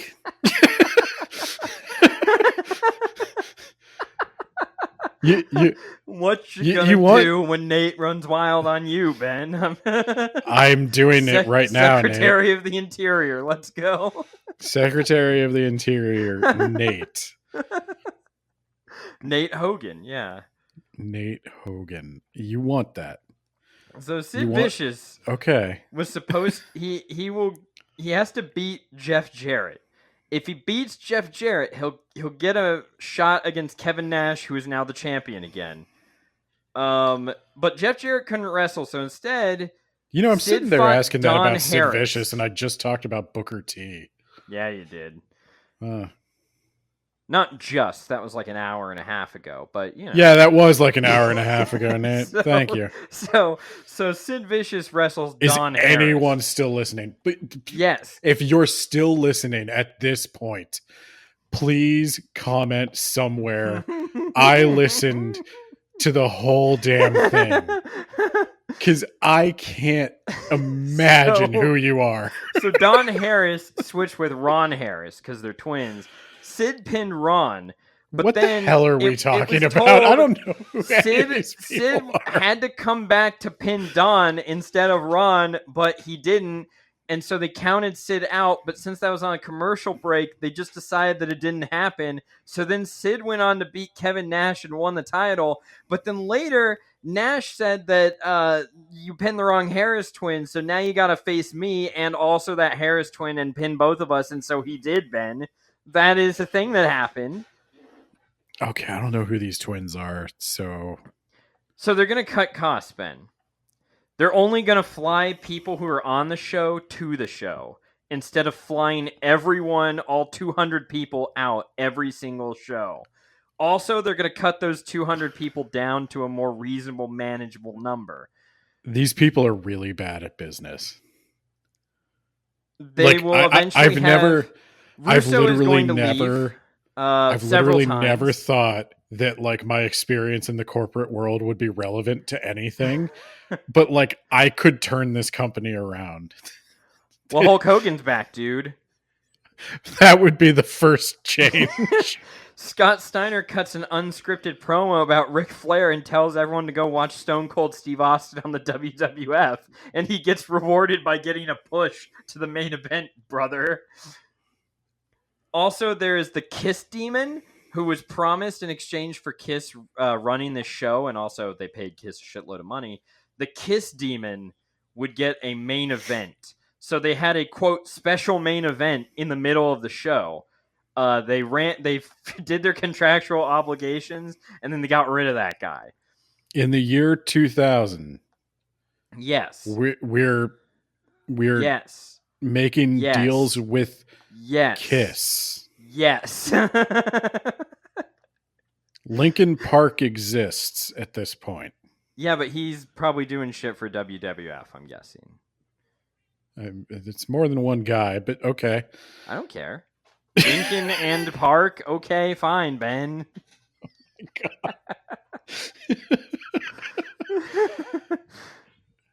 Papa Roach. the book who talks else is about- Matchbox 20? Get Matchbox 20 on there. The book talks about TV age versus real age, and TV age is the problem because later on, a few years down the line, people are starting to get sick of like The Rock, and The Rock didn't suddenly jump up in years. It's just he's been around for like 4 years every week, nonstop, sometimes twice a week. People start getting tired of seeing the same things. But Hogan Kind of like is his movie back. career. Flair and Hogan did a 90% drop off from their main event match the year before in terms of buy rate. Also, James Brown legitimately shows up on pay-per-view without any promotion whatsoever. The singer? The singer. Really? Yes. Okay, I'm back in. I mean, that's a good get. It's better than fucking Kiss. Ernest the Cat Miller kept telling everyone that he was friends with James Brown on camera. No one believed him. Then he brings him out on the pay-per-view without any promotion, and then they don't talk about it ever again. I'm okay with that. That's awesome. God, I can't even give you the context for Hogan yelling "It's the Wall, brother," so I'm just gonna move on. Russo and Berlin Bischoff Wall. Okay. come back together. They're gonna team up with the young guys against Hogan and the old guys. It's the New Blood versus the Millionaires Club. And get this, the Millionaires Club, they're the good guys, Ben. It's these young up-and-coming assholes who keep dumping red goo blood on people. They're the bad guys. Also, they dump blood on Kevin Nash from the ceiling, and it misses him, but it hits the crowd. That wasn't great. Then it falls on him again, and this time he moves into the red blood, gets some of it on him, and sells like he's been poisoned. Oh, and yeah, now David Arquette comes in, wins the title. Oh, wait, sorry, before I talk about that, Mike Awesome, ECW champion, signed away from ECW, comes in, they do nothing with him. This guy is like over 6 feet. He's doing like dives over the top rope. They couldn't figure out what to do with him, so they made him that 70s guy, yes, based on the show, and then later the fat chick Thrilla. Well, that had to offend people.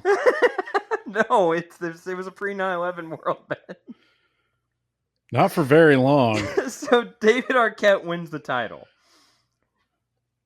Yeah, Which and this is bad. like at the height of his Dewey from Scream fame.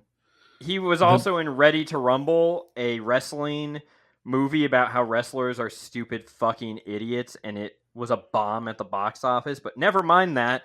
He didn't even want to win the title because he was really against the idea because the title meant so much and the lineage and whatever, but he was eventually And convinced to also, do it. like, I'm 5'10", 160 pounds. I don't think anybody's gonna believe this. And he pins Eric Bischoff, who wasn't even champion. It was a tag team match, and he pins the guy who Wasn't the Eric champion. Bischoff banned? Well, he comes back, Ben. That was a year ago. Is Ted Turner? Did he forget? I think that they brought him back in. All right. So let me see. How many years are left? We're almost done with the last full year, Ben. So I think my uncle saw the triple cage, right? You had to climb up 3 cages to get the belt. That can't be how you're starting this story. You're only There's a including the triple relevant. cage You're from only Ready to including the Rumble. relevant Ben. information, and you're Ben. starting this with, Ben. I think my uncle saw. The triple cage, Ben, from Ready to Rumble. David Arquette versus DDP versus Jeff Jarrett for the world title. You have to climb 3 cages to get the belt, Ben. And at the end of it, Chris Kanyon is thrown off the cage and lands on the floor. I think there's actually like padding. He was perfectly fine. But this happened in Kemper Arena where Owen Hart fell to his death a year prior. It was not in great taste, Ben. Ric Flair also wins the title at some point around this time, and the announcers don't even celebrate it because they assume that it's a fuck up and that it will just be retconned. Oh god. All right.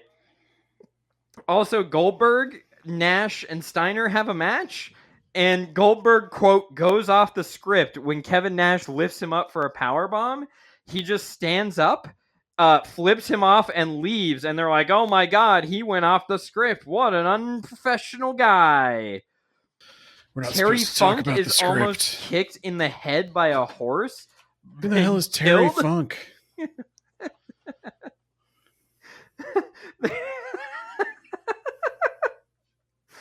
Oh god. An SFX was a group that promoted concerts and offered to buy WCW for $500 million, Ben. Remember that number. Take it. Because Take it. year later they will sell for $3 million. Yeah. It is internal estimates at this time. In mid-June of 2000, where the company was on track to lose $60 to $80 million. Scott Steiner was asked to do a job, which is to lose, and he then threatened to beat the Booker's ass, so he was sent home with pay.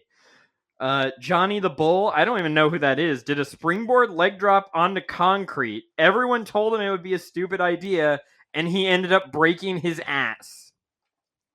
Bash at the beach.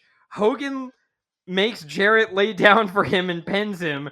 Russo comes out, says that was a shoot and how unprofessional it is, and calls him a bald son of a bitch.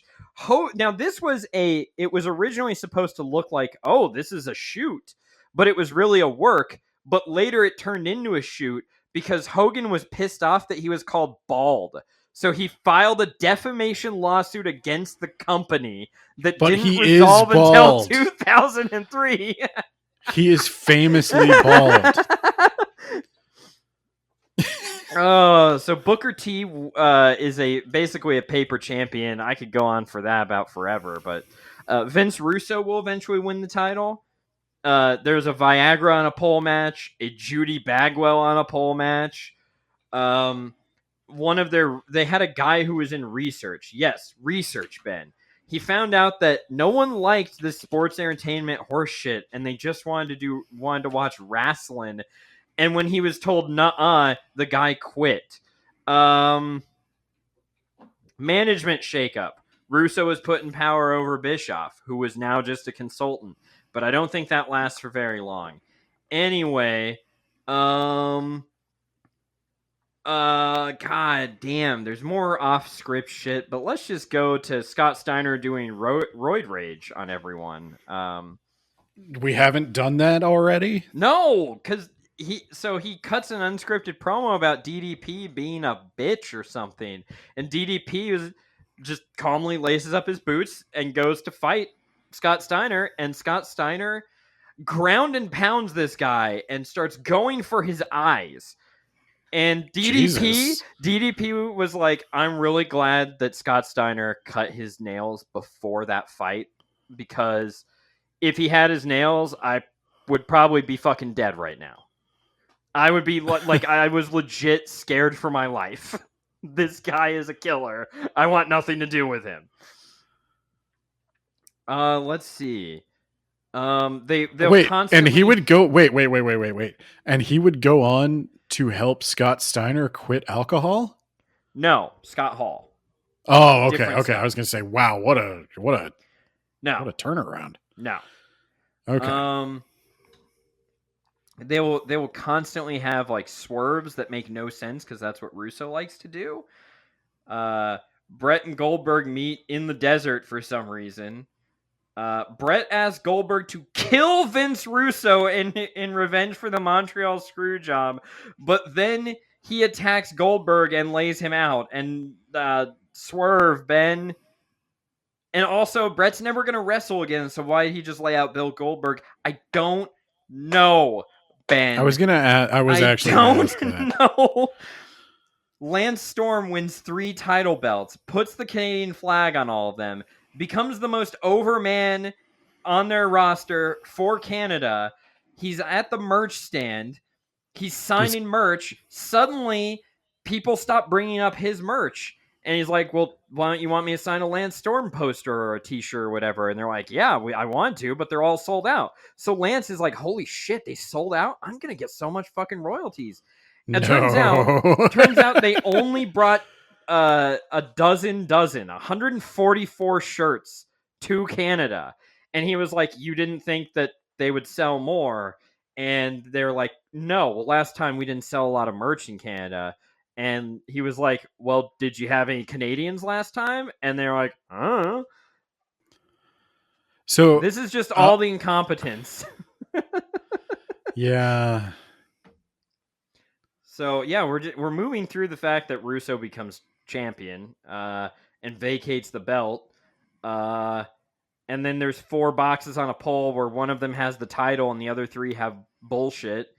And is that like Who wants to Guerrero be? Or no, what's smoked something possibly laced with PCP, went fucking insane in Australia, ripped off all of his clothes, took a bunch of wrestlers and police to finally subdue him, and then they fired Scott Hall.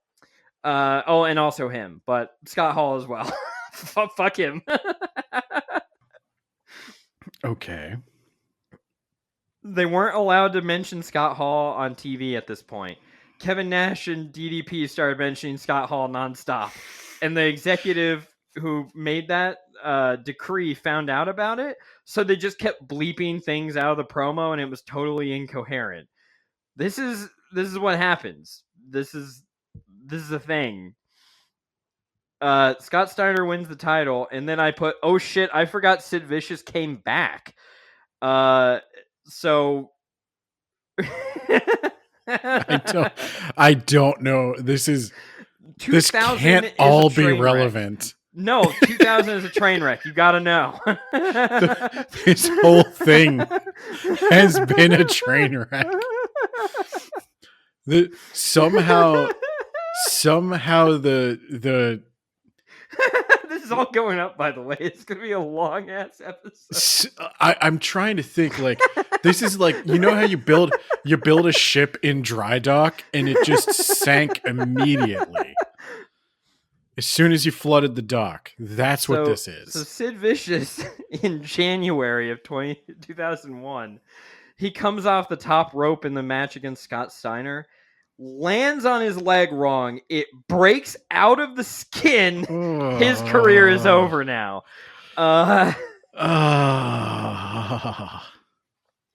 So Time Warner and AOL merged, and they decided that they no longer wanted wrestling in their portfolio. Bischoff blames this on the merger, like, well, they didn't like wrestling. And the book is like, I'm sure they would have liked wrestling a lot more if it was making shitloads of money like it was in 97, 96, instead of losing $60 million in the last calendar year. Also, it's made up of garbage people who are legitimately dangerous to be around. A lot of these people, by the way, had guaranteed contracts from Time Warner, so even after the company went out, they got to sit at home and take royalty checks for the next 2 years. Hogan continued to be paid despite walking out. Well, at least we know he lost it. Yeah. And then he got it back when his sex tape went out and Peter Thiel helped destroy Gawker. There's no one to root for in that one. Peter Thiel, Gawker, or Hulk Hogan. All 3 of those things are terrible. Yeah. So the idea was we're going to turn the ship around. Scott Steiner is going to kill all the baby faces. Then there's going to be a hiatus. And Eric Bischoff's going to bring them all back. And we're going to be back in business.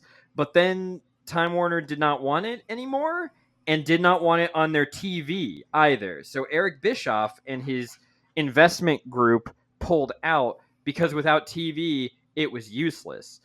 Jericho said famously that had he known how little it sold for, he would have just fucking bought it, because I bet you anything if I had all the WCW IP, I could make my $3 million back just selling like tapes and merch and Yeah, shit. that's Yeah. probably true. Yeah. Yeah, what the fuck? And this would all be repeated by the same 4 bad actors: Russo, Nash, especially fucking Russo. Hogan eventually would be brought in. And Eric Bischoff would all go into TNA and destroy that company as well. No one learned any lessons. And everything is worse now. And this is what I called the wrestling apocalypse, Ben, because ECW goes out of business. Stop that. ECW goes out of business in February of 2001. WCW joins it in March of 2001. Then in April 2001, the Attitude Era, the hottest time of WWF, ends when Stone Cold Steve Austin turns heel for no adequate reason. And basically, all the people who watch WCW, they didn't tune in to WWF. They just quit watching forever and never came back. Oh, And that's then me. Yeah, there you go. And then the audience for WWF started dying a slow death year after year after year. The end, Ben. You made it through. Isn't there some big wrestling company now though? AEW came out in 2019 or 2019. Yeah. Isn't that doing pretty well? Okay. Are they making money? They're making money. They're not doing making better a than lot of WCW. ratings, but yeah, they're doing better than WCW in terms of they're making money. There's nothing wrong with just having a business where you make a little bit more than you spend. Yeah. And Not I what bet it's all really about, Ben. I bet they're more pleasant to work with. They don't have Hulk Hogan, and probably won't, because he's going to be the Secretary of the Interior. Yeah. Anyway, Ben, that might be true. what secret word should we have people comment if grapefruit? If you've listened to the whole thing, write grapefruit in your comment. Let us know. That's how we know that you'll listen to the whole thing. I like that. Grapefruit. And then tell us about our patrons, Ben, who made Nate's Nightmare November a reality. We have Spooky Shy with the Y, who I know for a fact won't listen to this. Currently asleep in the other room. Just put it on. Just play it on your speakers. She can listen to it in her sleep. Yeah, that's a great idea. John Bierce, actual author of The Mage Errant, The Rack, and an upcoming new project. We also have Jamie, the Gravy Man. Maybe you should review every match in WCW history, like Nate just did. There you go. And I could go on.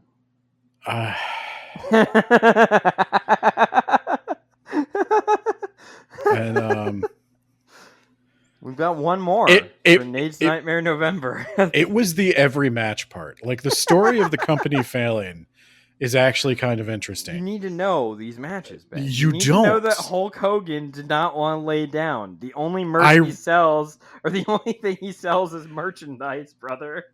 Right. Okay, so do you realize what you just did, Nate?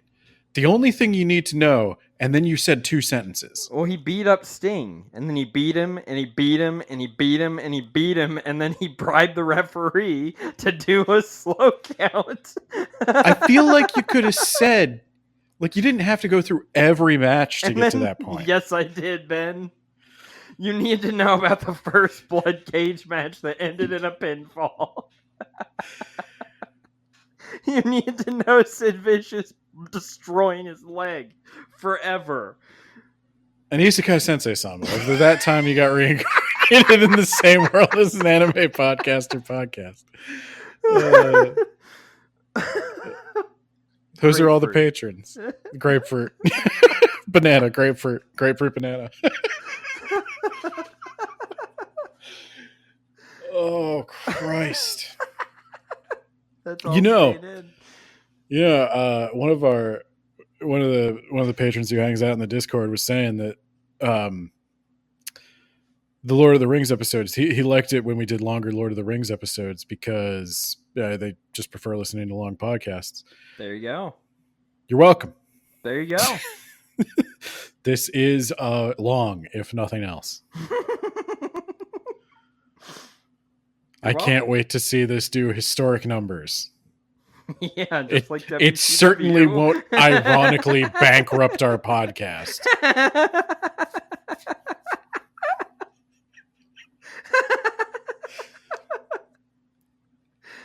We're gonna this is the episode we get canceled on because we said too much controversial stuff.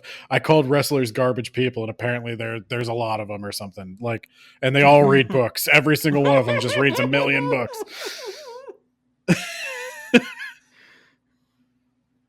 All right, I'm turning off the.